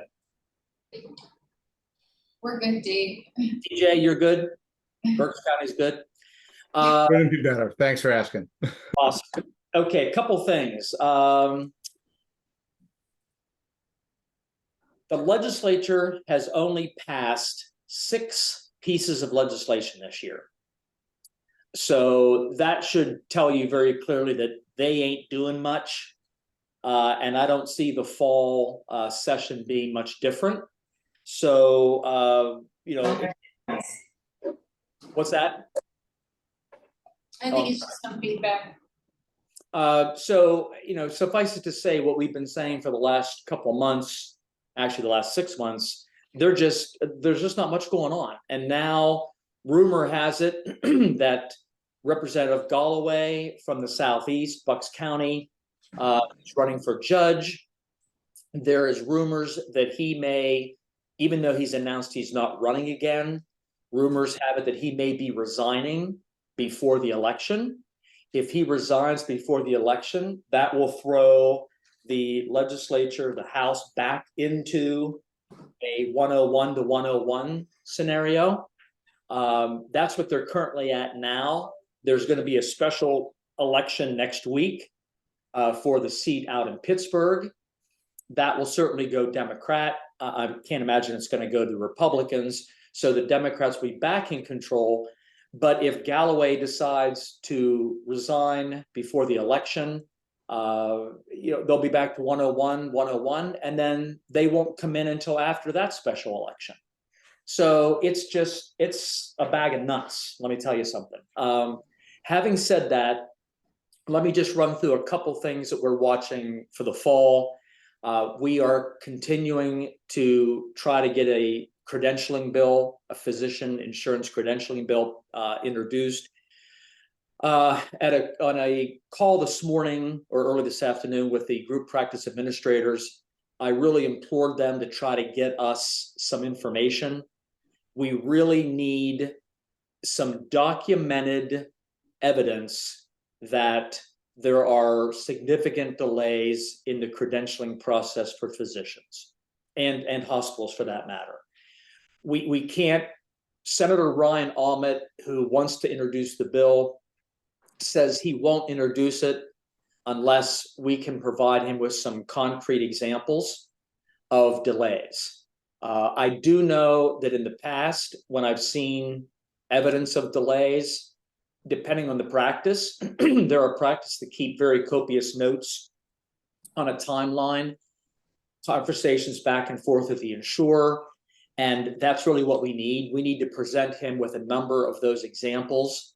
Beth, we are trying to set up a schedule with one of the practices down in Lancaster so that Ryan can visit them personally. We've had a difficult time trying to come up with a time that works for everyone, but we're trying desperately to get that on the books sometime this fall. But if any of you hear complaints from your physician members about delays in credentialing, or want to solicit them about it, we really need those examples. So that would be very helpful to us. In advance of our meeting next week, I can also ask our attendees if they have those examples to That'd be great. gather and bring. But I can tell you the anecdotal stories without some documentation, it just is not going to cut it. And not because Ryan doesn't believe us, but he wants to be able to go into the insurers, because the insurers at every meeting we have with the health insurers, the first thing they say is, so what's the problem? Can you tell us what the problem is? Can you share with us some examples? That's their opening line at every meeting. So he wants to be able to say, oh, okay, you want examples? Here they are. So that would be very helpful if you could, you know, kind of flesh some of those out for us and let us know. Venue tort reform. Nothing is going to happen on venue. My best advice to you is to tell your members, forget about venue, nothing's going to change, and then run like hell. Because they're not going to be happy with that answer, but that's the bottom line. There is not a legislative remedy to deal with venue, especially with a democratically controlled House and a Democrat in the governor's office. So it's not going to happen. The good news is we are looking at introducing a piece of legislation, frankly, with the help of the orthopedic surgeons. It's still being massaged a little bit. I don't know we have talked very informally with House Democrat leadership about it. If there's anything to our advantage, no one, including the House Democrats, no one wants to see us go back to 2001 or 2003 when there was a tort reform crisis and hospitals were closing OB wings, etc. So I think there is some appetite on the Democrat side, certainly is on the Republican side, but I think there is some appetite on the Democrat side to do something to maybe help. May not be the venue issue, but one issue that we are looking at is tightening up the certificate of merit process. I'm not sure how many of you understand that. When someone takes a case to a lawyer, the lawyer has to have it certified that it is a legitimate malpractice case and provide that documentation to the court. That is so loosely defined in existing law that really all they need to do is, if I'm an attorney and my client is Doug, and I go to TJ and say, hey, TJ, can you look at these records? Does this look like it could be a malpractice case? All TJ has to say as a physician is, yeah, it looks good to me. He signs a document, boom, it's done. And you don't even, the court doesn't even have to know TJ exists. It's just the good word of the attorney that he or she got a certificate of merit and that there is a meritorious case. We would like to tighten that up. We'd like to make that attorney not only find a physician that is practicing actively in Pennsylvania and is licensed in Pennsylvania, but we want the court to actually see the documentation from that physician as to why this case has merit. And so what we're looking to do is have a bill introduced strengthening the certificate of merit process. That should, in and of itself, at least alleviate a lot of the junk, crappy, frivolous cases that still cost money for physicians to defend themselves, even though most of them are thrown out. It would at least be something, it would be a win on the tort reform side. That's really the only thing short of caps on awards that we think we can get done. And quite honestly, caps on awards is a pipe dream. That's never going to happen in Pennsylvania unless you all can cobble together 10, 50, $100 million for a statewide ad campaign to go against trial lawyers. It's just not going to happen. So I think that's good news relative to the certificate of merit issue. And I think our docs would be very happy with that. Scope of practice, there's a lot of stuff going on right now, but at the same time, there's nothing going on.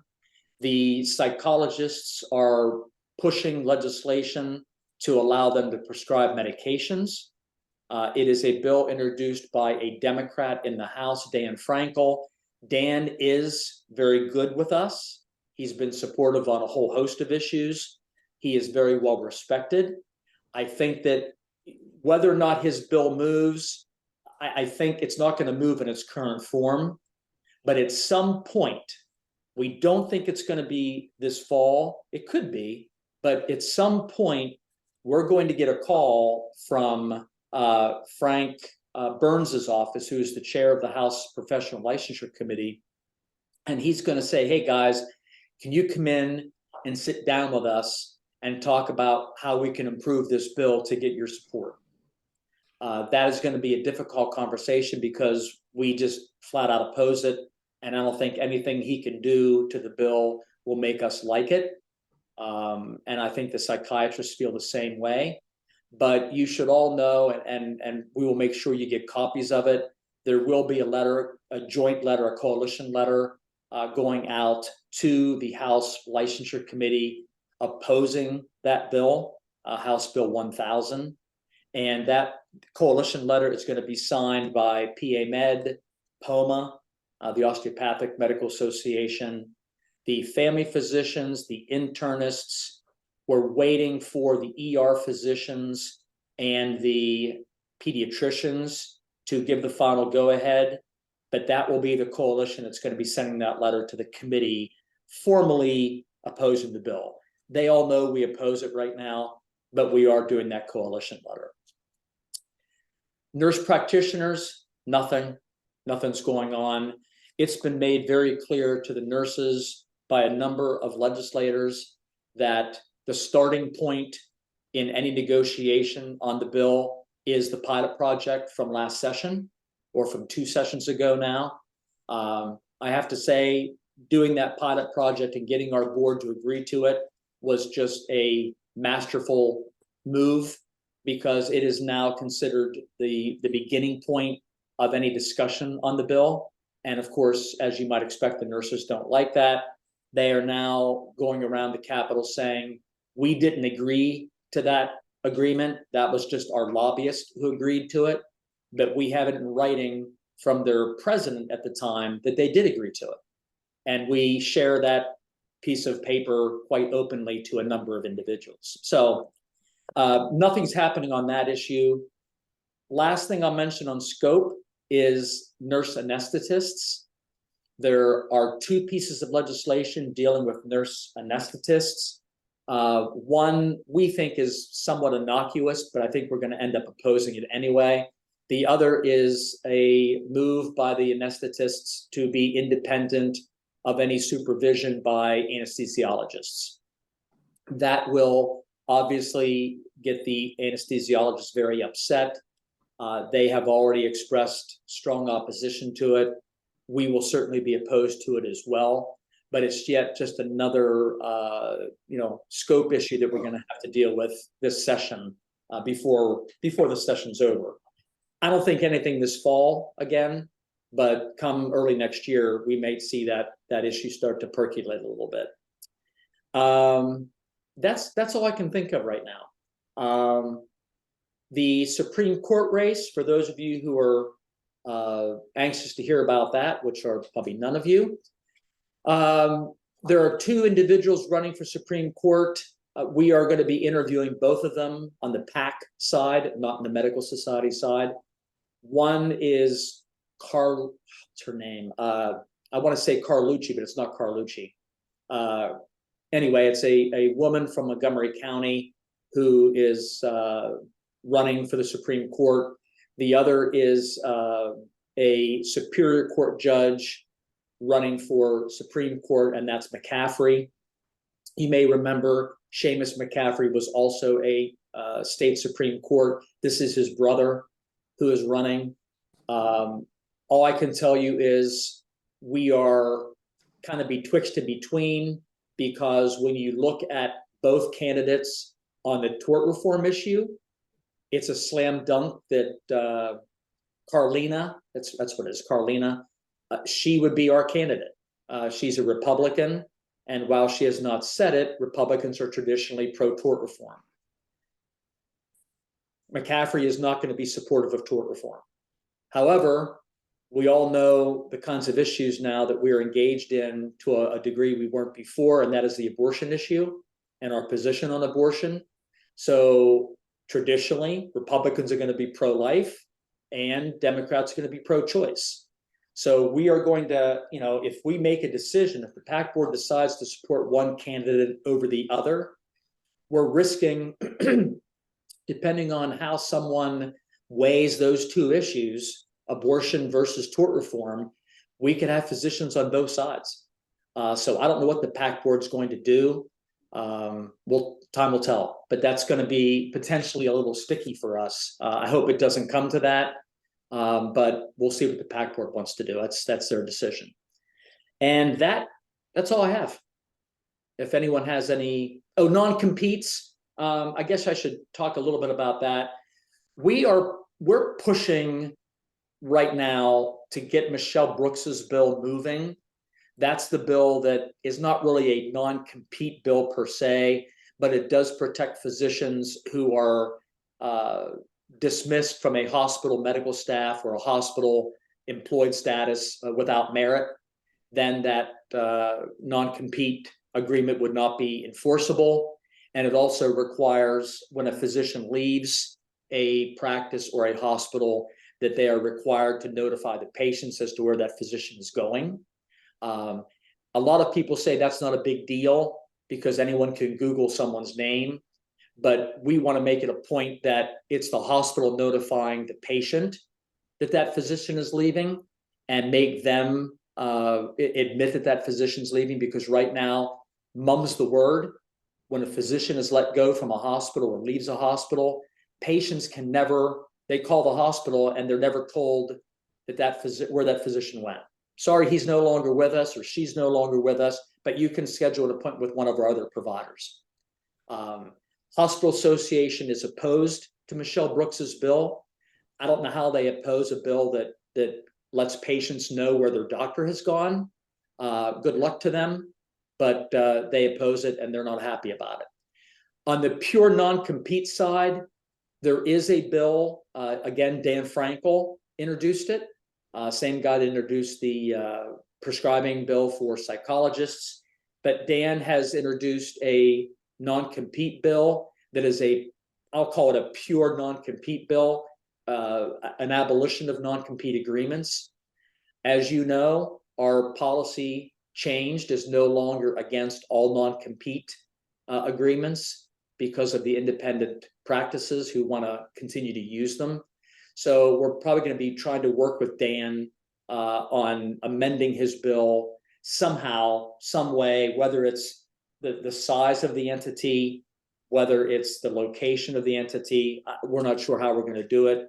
Probably size, but we're going to try to work something out with him. At the same time, we're opposing him on his psychology prescribing bill. But that's all I have for now, if anyone has any questions. At least TJ, I didn't put TJ to sleep. Any questions? Sleep with my eyes open, Dave. Now, no, so I did have some questions, and I did end up calling earlier about the Supreme Court, because they did want to have something around here, and have a face-to-face. And at the time, I don't think you guys were taking a stance on which one you would prefer. Is that the same way right now? I mean, yeah, we're having interviews with both those candidates. I know Carlina just confirmed an early October date for an interview. So I suspect we're going to try to get McCaffrey to that same date. So it won't be until early October till the PAC board makes a decision. Okay. And will the PAC board, like previous years, put out who they this year, like who would they be supporting? Or yes. Okay. Yeah. Okay. Yep. And I think what we'll do, TJ, is even no matter what the PAC board does, whether they agree to support one over the other or choose to support, neither of them, I think we'll put something out. I know we sent both candidates a questionnaire. So I think if nothing else, we will post to our members that questionnaire results, so that at least, even if the PAC board doesn't make a decision, physicians will be able to read their responses. And a follow-up, and it's more about kind of where I always kind of think a little bit ahead, but if we're trying to get support, if we're trying to get PAC money this year, and obviously, we're giving money to politicians that have literally done nothing this year, to say one way or the other. Do we have any kind of strategy on moving forward about, like, at least explaining what with the split or something, maybe putting some sort of information out on why there's been such a I don't know, lack of movement with everything on God's green earth from both sides of the aisle this year, or something. Yeah, we can't put something like that out. Right. No, it's what I can tell all of you is we have, raising PAC money is continuing to be a problem, but I can tell you that the number of checks we're writing to legislators has dropped considerably. We are not going to fundraisers like we used to, and that's for two reasons. A, we don't have the money, but we certainly have enough to go to some of them, and we've chosen to say, hey, unless you're on a key committee of ours, and unless you're a member of the leadership that's helping us, No, we're, as Larry used to say, it's for the needy, not the greedy. So we're not just handing out money right and left, not that we ever did, but you're being very, very selective as to who gets money. I can tell you that, yeah, I mean, I could just go on about that, but we've had several members of the House leadership on the Republican side reach out to us and say, hey, we see you haven't been giving to the HRCC, the House Republican Campaign Committee. We completely stopped giving to them, completely. We give to individual members, but at one time, probably the last 5 years, we have been the third largest contributor to HRCC. And we have made the decision, number one, they're in the minority now, but even starting last year, we weren't getting anything out of them as a caucus. Right. Yeah. And with COVID and all the bills about vaccines and hydrochloroquine or whatever all those drugs were, hydroxychloroquine, we just decided, you know what, we're not giving caucus contributions anymore. So, and that was a savings of about $50,000 a year. Wow. So yeah, I don't know how, TJ, you convey all of that without getting yourself in trouble. I think if we could, if we could, in a vacuum, if we could share that information with members and know that they're not going to tell anyone, I'd be happy to do that. But we all know that's not going to happen. Right. Yeah. So. Before I get to you, Doug, one thing I forgot to mention, as part of the nurse practitioner CRMP advocacy issue and efforts, you may remember we put out that website, How White Coats Work. We continue to get some traffic on that. I know Sam has given me numbers, the numbers are pretty good. We just recently produced a small, and I wish I had one here. I don't know if Sam probably doesn't have one there, but a little, about that big, little brochure that looks like a little white coat. Oh, Sam's going to get it. You open the white coat, and it's all of the information, or most of the information that's on the website. We sent 5 of those to every member of the legislature at their district office and said, would you like a supply of these for your district office to offer to constituents when they come in?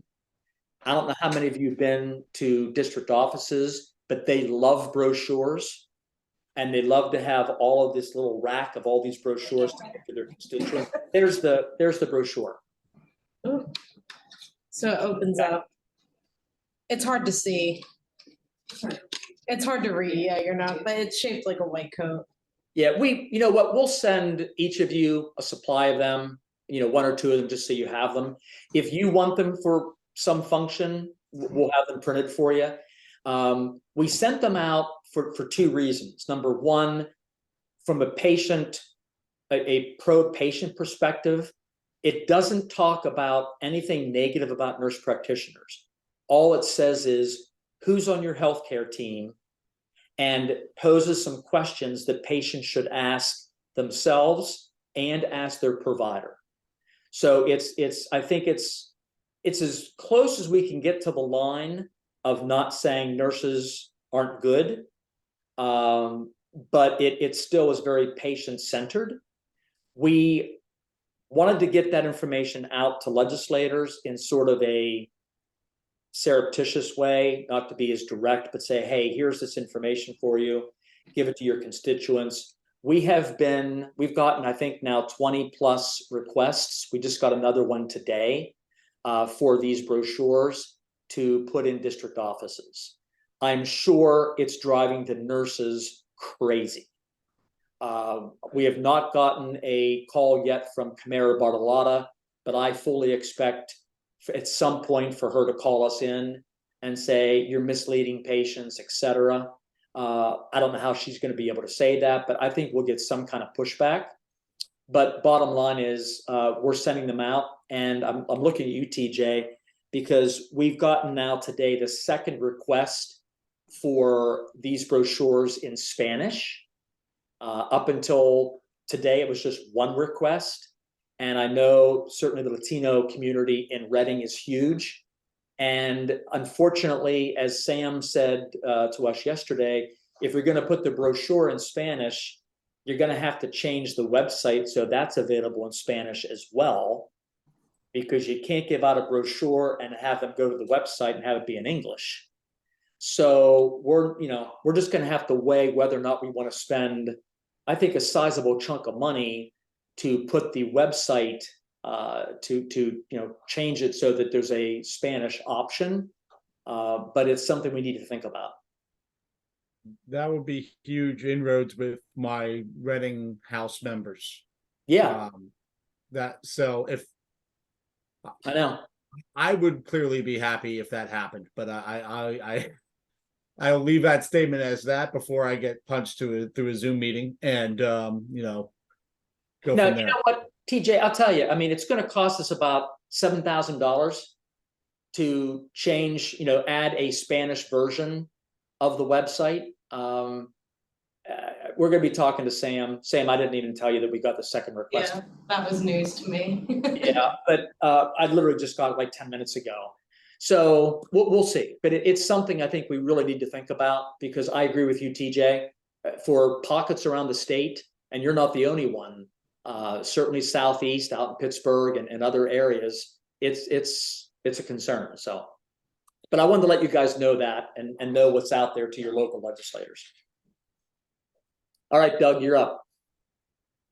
Dave, just inquiring about, I haven't found like a legislative update really since the session ended last year. I mean, is that something, I know there isn't a lot going on, but it's something that I always shared with the board and, the membership, and well, not always the membership, depending what was on the table, but well, we still do the quarterly legislative updates for the board. At least I think we do.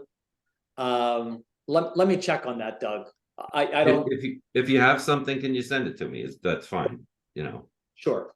And we also, the third Thursday of every month, the dose is completely advocacy focused. And so that we get with the legislative team every week, but specifically that week. And we make sure we wrap up sort of the month in, legislative activity.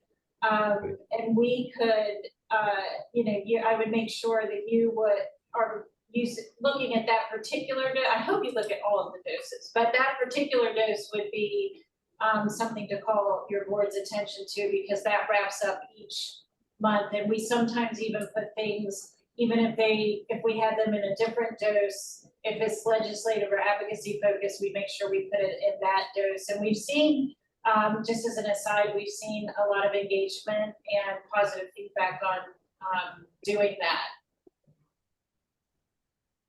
Okay, thank you. I mean, I'll look through them again. Anything else? You mentioned that there was 2 CRNAs issues, the independence, and what was the other one? The other one is, I guess you could best describe it as title protection. When you look at the state statute and regulations, there is nothing in the nursing law or state statute that identifies a nurse anesthetist. They are simply considered an advanced practice nurse. So what they want to be able to do is they want to be able to amend the law to officially give them a title. CRNA, nurse anesthetist, APRN, that's what they want. On the surface, it really seems kind of innocuous. It's like, okay, you want to be called whatever you want to be called. We'll let you call yourself Mickey Mouse if you want. But the problem is, at least from the anesthesiologist's perspective, their concern is that if something happens at the federal level, let's say the feds say all APRNs can have independent practice, then their perspective and their position is, well, then the anesthesiology or the nurse anesthetist would automatically get independent practice. However, we believe, Wayne and our staff and other attorneys believe that they would still have to go to each individual state and change the existing laws to give them that independence. So it's kind of conflicting a little bit. This is not the first time this bill has been put out there. Senator Gordner had put it in the last couple sessions, but bottom line is, it seems pretty innocuous, but I think it's a slippery slope, I guess There's an underlying reason for it. Okay. Again, it wouldn't be the end of the world if it passed, I don't think. The bigger bill certainly is going to be the Judy Ward bill, giving them independent practice. Okay. Anything else? All right. And Beth, I will let you know if we get an appointment with that practice. And I apologize, I can't remember the name of the practice right now, but that's something maybe you would like to be, present at, or get one of, whether you're one of your leaders or whatever, but at least at a minimum, have you join us as well. All right, Doug, put your hand down.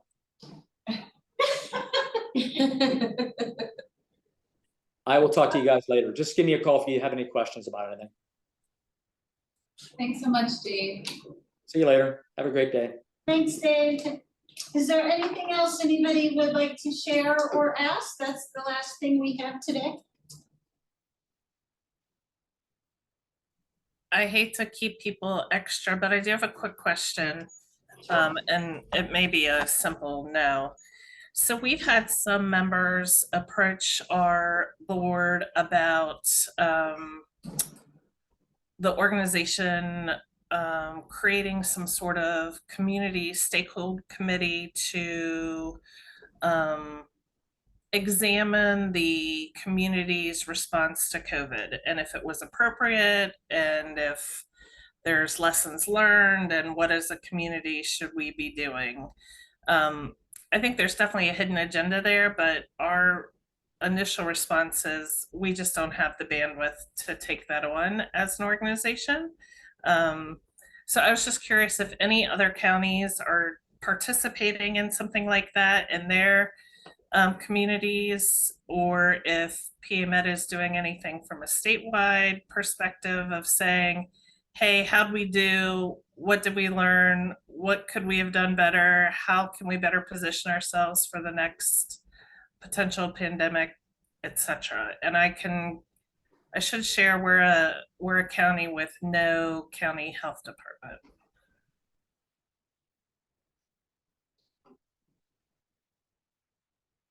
From the state perspective, I can ask Robin to comment. That's her territory, so I think she'd probably be best to answer that. Berks did not get anything like that. However, we are in the middle of advocating and having a large scale county meeting on a Department of Health. And I PR wise and purposely trying not to put a Department of Health next to COVID due to people that would be against it, thinking it would be government overreach instead of something else. So no, the C word hasn't been used in our society for a couple months now. I would say that, to your point, I'm sure you guys have a representative here, but as a private citizen with knowledge of some of the government wordings, it probably would be handled by the Surgeon General's investigative or agent team if they were going to do something like that, and it would come from higher authority generally. If they were going to investigate those trends, they would portion out to statewide agencies, but it would usually start there.